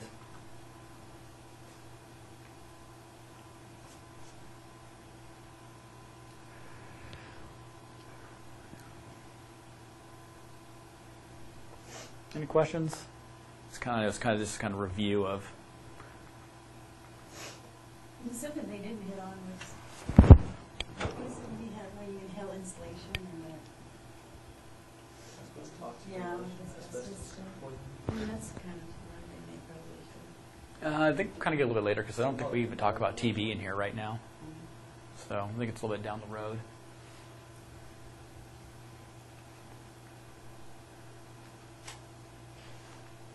So, and again, why are we having, management that causes the decompensations, infection, trauma, sedation, is that, being sedated is a little bit of all the above. Again, spontaneous pneumo again. Dehydration. So, yeah, the true hypoxic drive is very, very, very, very rare. So don't worry about it. And like I said, you really have to flood them for oxygen for quite a while. Really almost like 12 hours, if not a day, to really see the effects of a hypoxic drive being thrown off. But anyway, it's just like any other kind of management. Just try to keep their oxygen VO2 up above 90. Make sure their end tidal's decent. You may have some lung tissue to work with. You may not. It just depends on where they are. So. Again, you may only need to put an on breather. You may need to ventilate. You may need to intubate. It just depends. Just the big thing with this, just remember when you got these kind of pathologies, there's not a whole lot you can do to reverse the process. What you got is what you got. So you got to be able to, make do with what you got. So I think it's kind of changed over the years. Is that when you start seeing these guys that are getting with COPD, they're always worried about acidosis. So sometimes they'll actually say give like a 250 cc bolus just to deal with the acidosis on itself. But obviously the only issue you have to worry about if it's a CHF. And then it's IVO2 monitor, watch.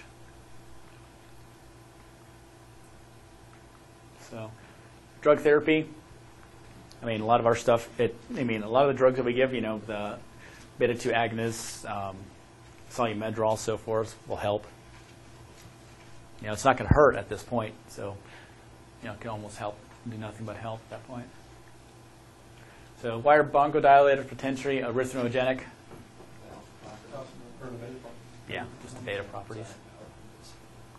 So again, nothing you're just concerned about. Like I said, if we have the blue bloater that's like some old mucusy, just be cautious of giving them the anticholinergic. Why is this? And that's because of the mucus you were talking about? Huh? Yeah, just because we don't dry them out too bad. Depends on how bad it is. Because they always say the word about the same thing with an asthma. Different people have different kinds of asthma. I can tell you from personal experience, I like Benadryl some days. It actually helps me.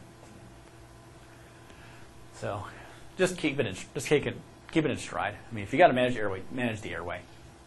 The other thing here they got to point out is, amiophylline, like I said, that shows up on a truck. I would anticipate a second coming personally. But MAG has gone back and forth for years.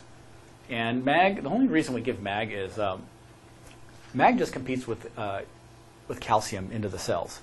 That's all. So really kind of we're dealing with people with a bronchospasm. We start giving them MAG. We're actually trying to, again, kind of slur that action potential of the smooth muscle is all we're doing. So, and I've seen people give it, you can give it IV or you can give it nebs. It's like, like 2 grams, and it doesn't really change. I've seen MAG work. You know, I've heard some people refer to as voodoo medicine. It doesn't work. It just depends. Like I said, it goes back and forth all the time.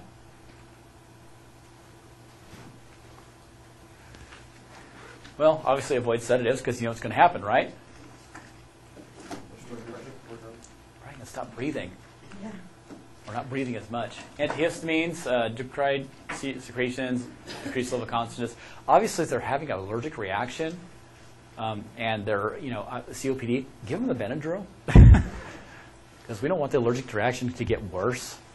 You know, it's one of those things. It's just a little discomfort. You know, they'll probably live through, 50 of Benadryl. So I mean, the thing, like I said, it's kind of ironic, but sometimes you have to, it's just, management, sometimes it's kind of scratch this out, this management, and say, use with caution, okay, instead of avoid. Because you might have to use all this stuff. Just know what you're getting into, what you could be possibly dealing with. So,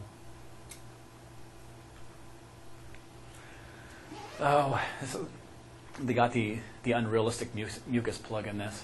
Have you guys looked through this stuff yet? What you have covered? Yeah, there's asthma. They've kind of more or less narrowed it down. They think it's some kind of allergen that usually kind of irritates the airways, and obviously we get the spasming and inflammation.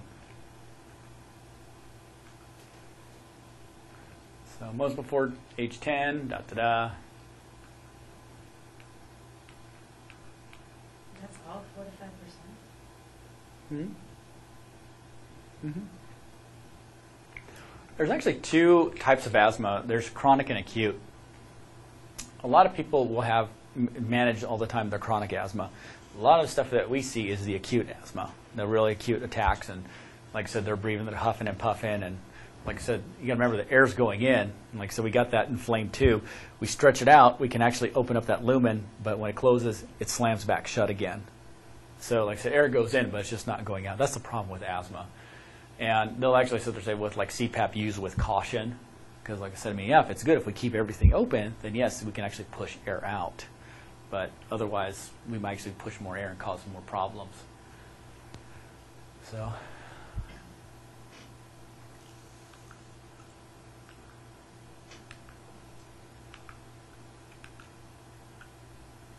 But commonly misdiagnosed in children, if you have a kid that's having a lot of respiratory issues, asthma can cause all these issues when you think about it, because like I said, if we're getting air in and things are getting trapped in, obviously we're going to keep in whatever bug. And like I said, keep it in there, we can get the infection. We get all of this stuff. And like I said, it's just, and the thing is, problem is with these guys is that if they're dealing with this all the time or getting chronic pulmonary infections or airway infections, it beats up their system. So they're going to get hit even harder every time. Or they're going to be more prone to it. But different things can cause asthma. It could be air, it could be exercise, stress, allergen, irritants. It just depends.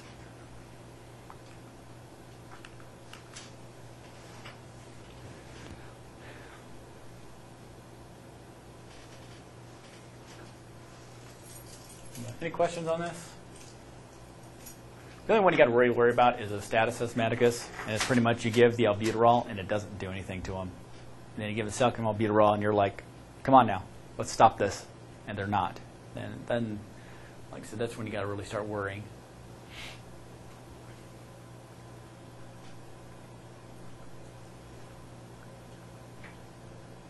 But yeah, it's the bronchospasm, the edema, the mucus plugging. That's about really what. By the way, there's a slide here of this quote-unquote mucus plug. I don't believe it, but that's what the mucus plugs will actually come out. It's actually just dried out mucus. That's all it is. So, yeah, I don't buy that for. If somebody kicked that out, I'd be more worried about what else is in there. So the other thing I'm pointing out here is asthma. The thing is, ideally, the diaphragm here will look flat, and you'll be able to see their ribs, almost all their ribs. And that's kind of how they look at an X-ray for asthma. But that's just due because of the hyperinflation. It's just, So you might get a little bit of a dehydration, kind of an issue. Again, you're kind of dealing with a slight acidosis. But again, obviously we talk about the port exchange. Like I said, air goes in, not always out at the time. But type 1 intrinsic is your classic childhood asthma. Can be seasonal, sudden attacks. Usually responds to good bronchodilator. Like I said, now for treatment for a lot of these COPDs is a lot better than what they had several years ago. Before, like I said, it was all that theophylline and methylxanthines, and like I said, now it's like, well, wait a minute, giving these guys chronic daily inhaled steroids actually is helping them a lot more and getting them more lung capacity out of them. So, adults greater than 35. So they say bronchodilators, they're kind of leaning towards this might actually be more of a disease process secondary to something else and versus the actual irritant causing the asthma. So there's actually, I think there's more of a damage here going on. That's why these bronchodilators aren't as effective.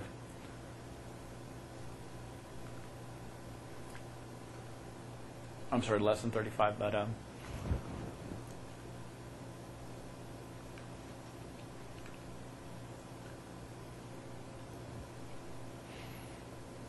the big thing here, obviously, is wheezing. Wheezing.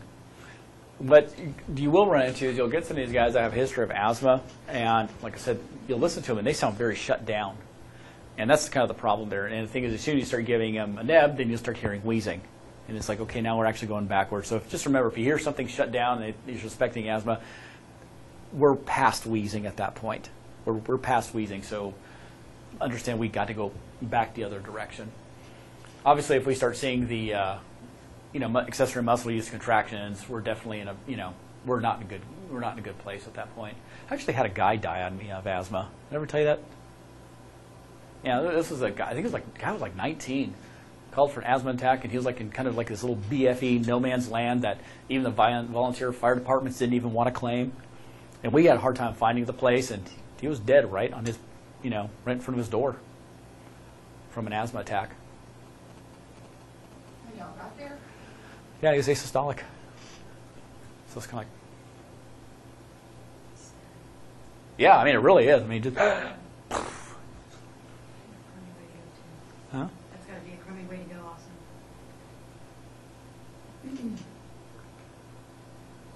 Yeah, we're not going to be able to tell blood gases, by the way, but obviously we're going to have a decrease, increase, so forth.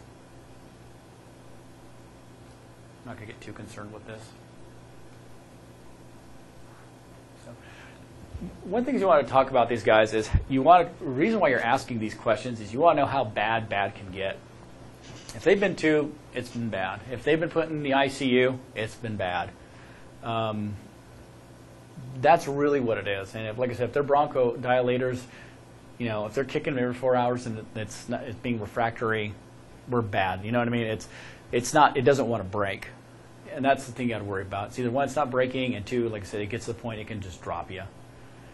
So just trying to get an idea if you can get them to talk at that point or kind of find out history-wise. Like I said, you kind of want to find out where they are now and how bad has it gone in the past.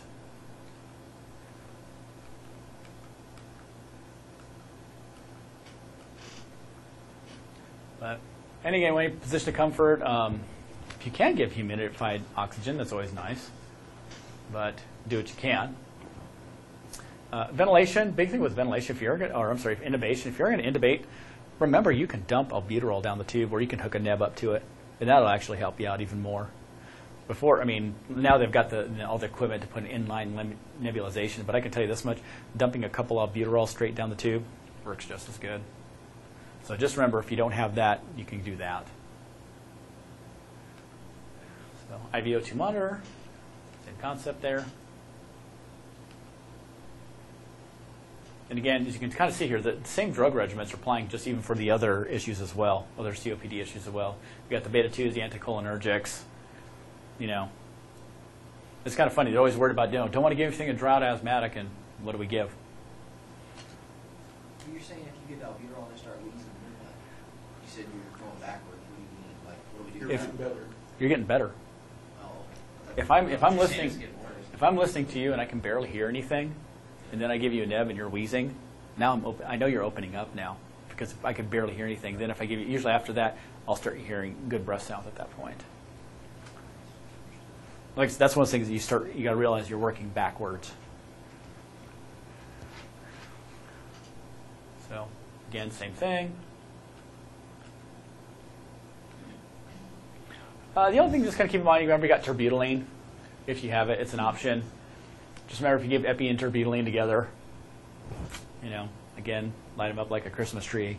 Remember that little thing there. You got two sympathomimetics working with each other. It's just like a big adrenaline,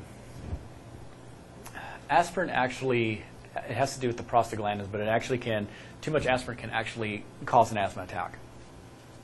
And I think actually, now I think about it, it has to do with the cyclooxygenate, because it inhibits cyclooxygenase 2, and that's what will cause, stimulate an asthma attack.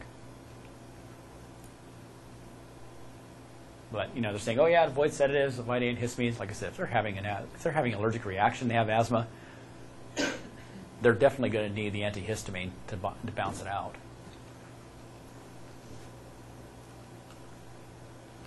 Why is this doing this today? It's getting worse than normal. But yeah, continuous monitoring, transport destination. Sometimes you guys just give them a nib and they're like, okay, I'm fine. See you later. But again, like I said, just, is it getting better? Is it getting worse? That's kind of a judgment call there. They always say these are for kids. That's not true at all, by the way. You'll actually get, they actually figured out, the actual medication dispersed from the neb, inhaling, just like this person is, you get about 11% of what's actually coming out. The rest of it actually sits in your throat and hypopharynx and all that. They put this in there, you actually get 22% down into your lungs. So when they sit there and say, oh, those are for kids, they're like, no, actually those are actually for adults too. And that's kind of the idea of why they have, the whole tube thing there. Sometimes you're going to have to just rely on that mask, because they don't have the energy to sit there and, doing that business or bite on that mouthpiece to kind of get it going. They just need somebody who's like, hey, just breathe. We can always backtrack on that, but don't. Some people will just get real heartache about, you got to make sure they hold the pipe. You got to make sure they may not be able to. So the pipe is better than the mask? Yeah, just because. So we're always like, oh, we were ingrained, just put on the mask, and it's like, okay, but trash. Yeah, I'm actually more a fan of the mask, because like I said, usually by the time you get them, they're tired. They're tired, just like, come on, give me something. Okay, just relax, breathe. I think the way we were taught, like, now their arms are free, you can do blood pressures, IVs, and they're not having to hold a mask or a pipe. Yeah, the only reason, like I said, it just allows more atomization, that's all, than these do. But then, of course, you got status asthmaticus, unresponsive to beta-2 agonist adrenergic agents. Bad thing. So anyway, at this point, if we're going to have status asthmaticus, we're probably going to have to look for bigger guns at that point. So again, like I said, you start doing the ANA, start dumping steroids along with it, see where you are. Again, like I said, you always got epi. You can always give a little sub-Q epi. So all wheezing is not asthma. Why? You can have an upper airway obstruction. Yeah, anything that can cause, what causes whistling? Change in diameter, right? Anything that can get there, change the diameter, whether it be even pulmonary edema can cause wheezing. So, embolus. That's actually probably because of backflow of blood. Allergic reactions, again. Yeah, it's inflamed, it's leaking. Bronchiolitis, inflammation again. Now we just got an infection in goo. COPD, like I said, we were talking about COPD has a little bit of asthma with it. Pneumonia, so forth. Cystic fibrosis, just remember, I was telling you a little bit about cystic fibrosis. Big thing, problem with cystic fibrosis is they don't have an enzyme to kick out chloride. And that's so you have a lot of chloride stays in the cell. And that's obviously why they have such a, they have a high sodium, they can always do that salt lick test or whatever. I actually think we're going to get into, but let's just take a break.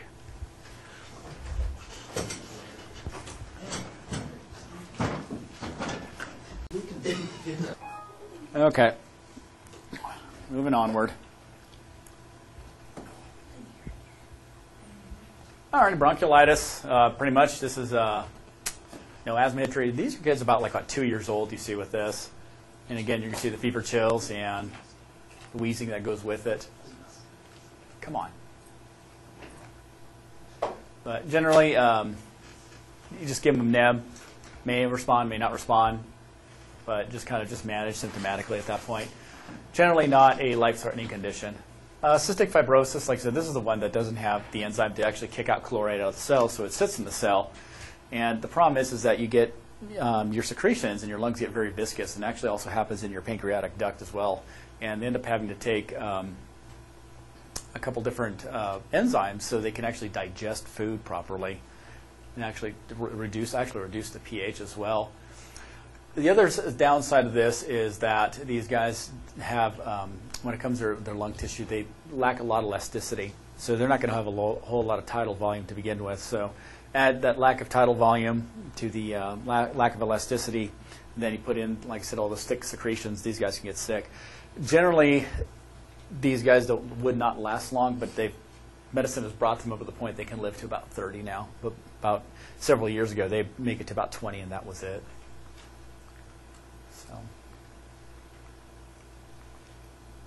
So anyway, airway recognition, airway obstruction, chronic cough. I think they check for this now. So diffuse wheezing, foul-smelling stools, if you should show desire. The salt lick test was actually a very legitimate test that they used to do. I, however, do not recommend that. So, but yeah, the beta-2 drugs may be helpful. Like I said, if you can't open up what cannot open up anymore, that's the downside. So you might have to help ventilate them as well. Lung cancer. Obviously, we start, creating a nice little mass in the middle of our lungs. Takes away, our ability to, on and offload gas, et cetera, et cetera.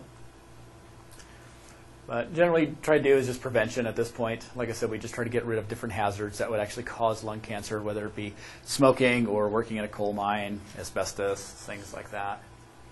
But generally, you start getting usually it's like the big one is you get a cough. If you start coughing up blood for no reason, that's usually the big worry. And obviously, you're going to start getting the hoarse voice. Usually the hoarse voice is usually because of the smoking itself. But if you all of a sudden start having difficulty breathing and you're coughing up blood, either it's like I said, I'm talking about a good amount, copious amount of blood, that and add in a little maybe a little tissue with it. You're looking at lung cancer or TB, one of the two. So depending on what it is, they may have advanced directives. If not, just treat them like any other patient. Just try and make them comfortable. Ventilate, intubate as necessary. Again, it just kind of depends on where they are. The only ones you have to really worry about is when these guys are going through chemo, and chemo just makes. Usually, it's when you're going to run to them and they're just sick from the chemo. I don't know if you guys are familiar with chemo at all, but it's like every, depending on what it is. I mean, it's mixed between antibiotics, antimicrobials, just a whole bunch of slew of stuff, and they just take you almost to the brink of killing you, just so they can kill that in the process and stop that from replicating.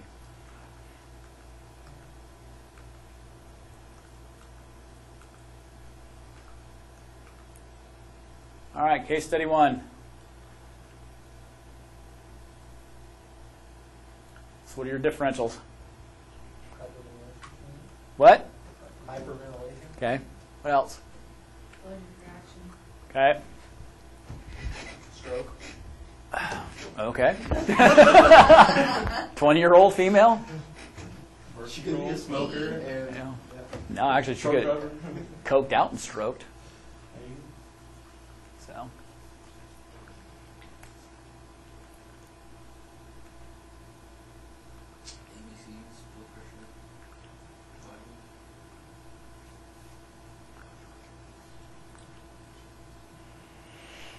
You going to give anything? Some oxygen. Okay. How much? 3 liters of cannula to start with. Breathing rocket.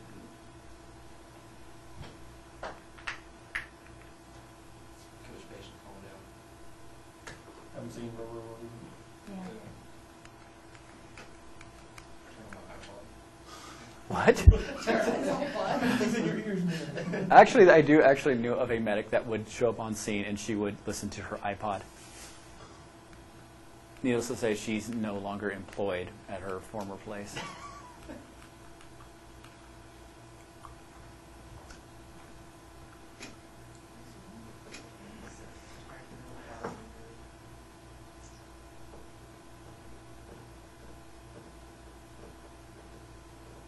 Anything you want to do different? Keep it watching. Okay. Heart rate being 126 on my phone. Probably getting hard Just because? see if there's any arrhythmias or anything. Just because? Just roll out. If we're going to put them on, I might as well do 12 lead. I mean, 4 stickies, 10 stickies, what the heck? Just gets your pertinent negative. So you don't even know what you're looking for. We just put stickies on, see what happens. Nothing you'd suspect that you might find in this kind of situation. Just put stickies on. Let's hope for the best. In the head of a certain female parent. What was her respirations? 26 deep brain. Okay, what about this?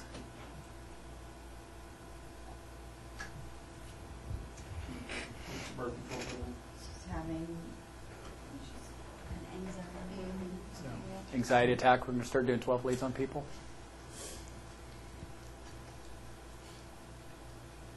I mean, am I wrong? I mean, she could. I don't know. I would be too concerned about a heart rate of 126 personally, especially You if would or wouldn't?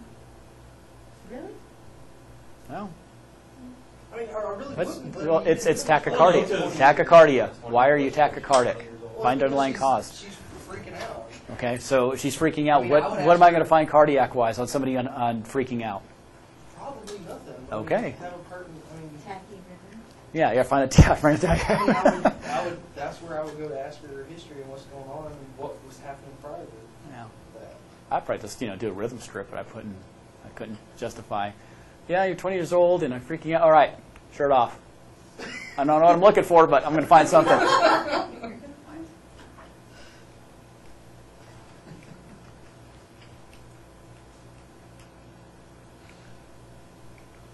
Come on.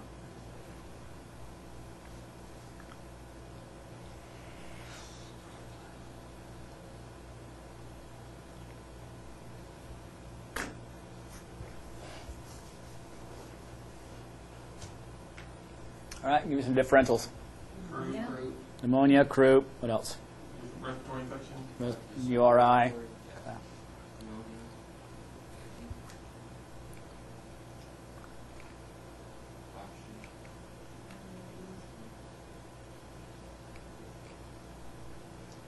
You could have an anaphylactic. ABCs, vitals.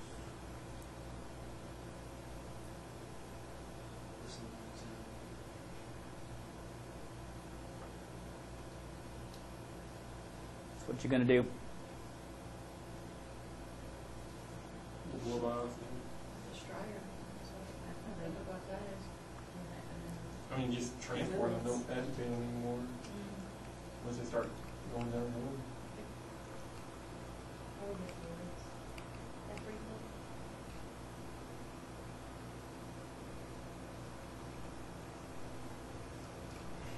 You need a 12 lead, Ethan?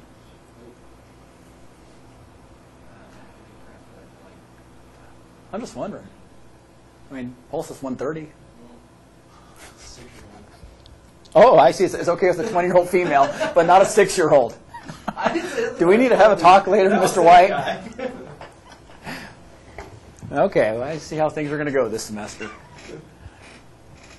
What's going on? Epiglottitis, yeah. Drooling, accessory muscles. Blow by oxygen for a 6-year-old. I don't know, a 6-year-old might be able to take a cannula. Might. I wouldn't mess with it personally. How are you going to get the respirations? Huh? Oh, you just don't want to mess with them, though. I mean, you just want to. That's No, leave them alone. Children's respirations rate higher Oh, that's true. anyway. Somebody asked me, what is the range? Hmm? The range of Child's respiration. Depends on what age. 26, I guess, 26-year-old.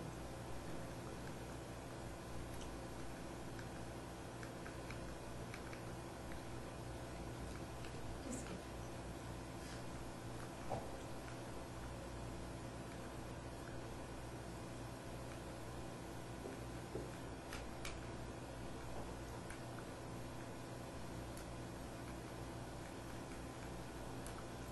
All right, I'm tired of playing with this thing. It doesn't want to work. Where's the receiver? Just wonder if that like re-entry or the history of that. There we go. I guess we have to be, this is the magic spot. All right, 3-year-old, difficulty breathing.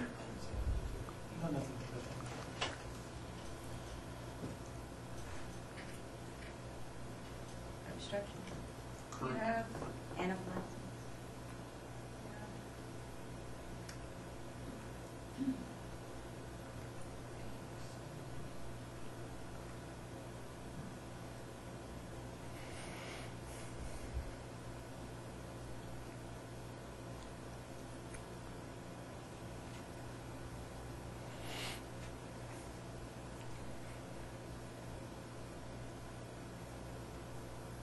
Any questions?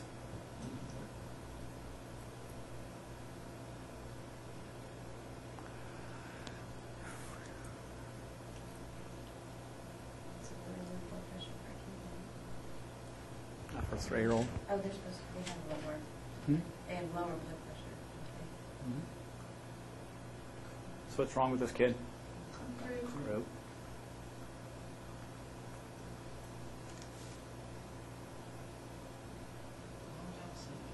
Oh, 26-year-old female, Ethan.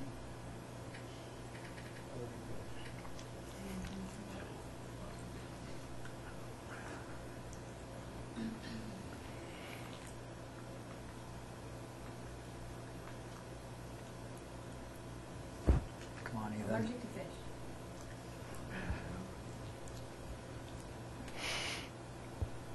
What are you going to do for this person? So cute, I think. 25 million.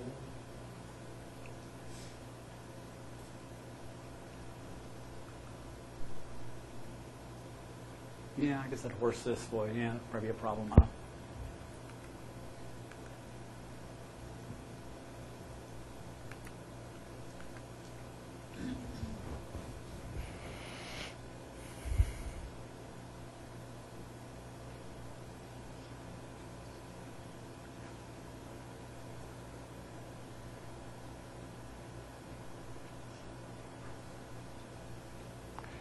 That could be like a new.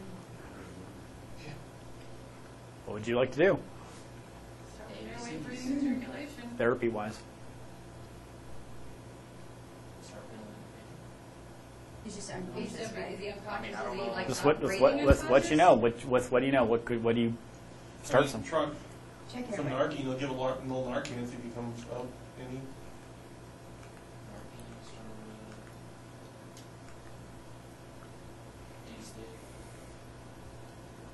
start IV O2 monitor, see vomit.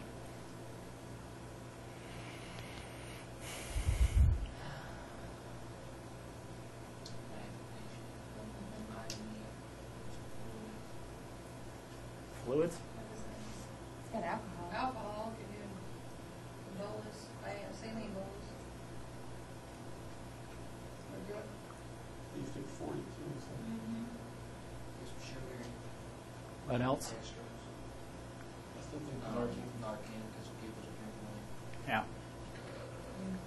I got both. Okay, cool. it. What if the 20-year-old had like a reentry rhythm and a history of it, and it's like going in and out of it? And I can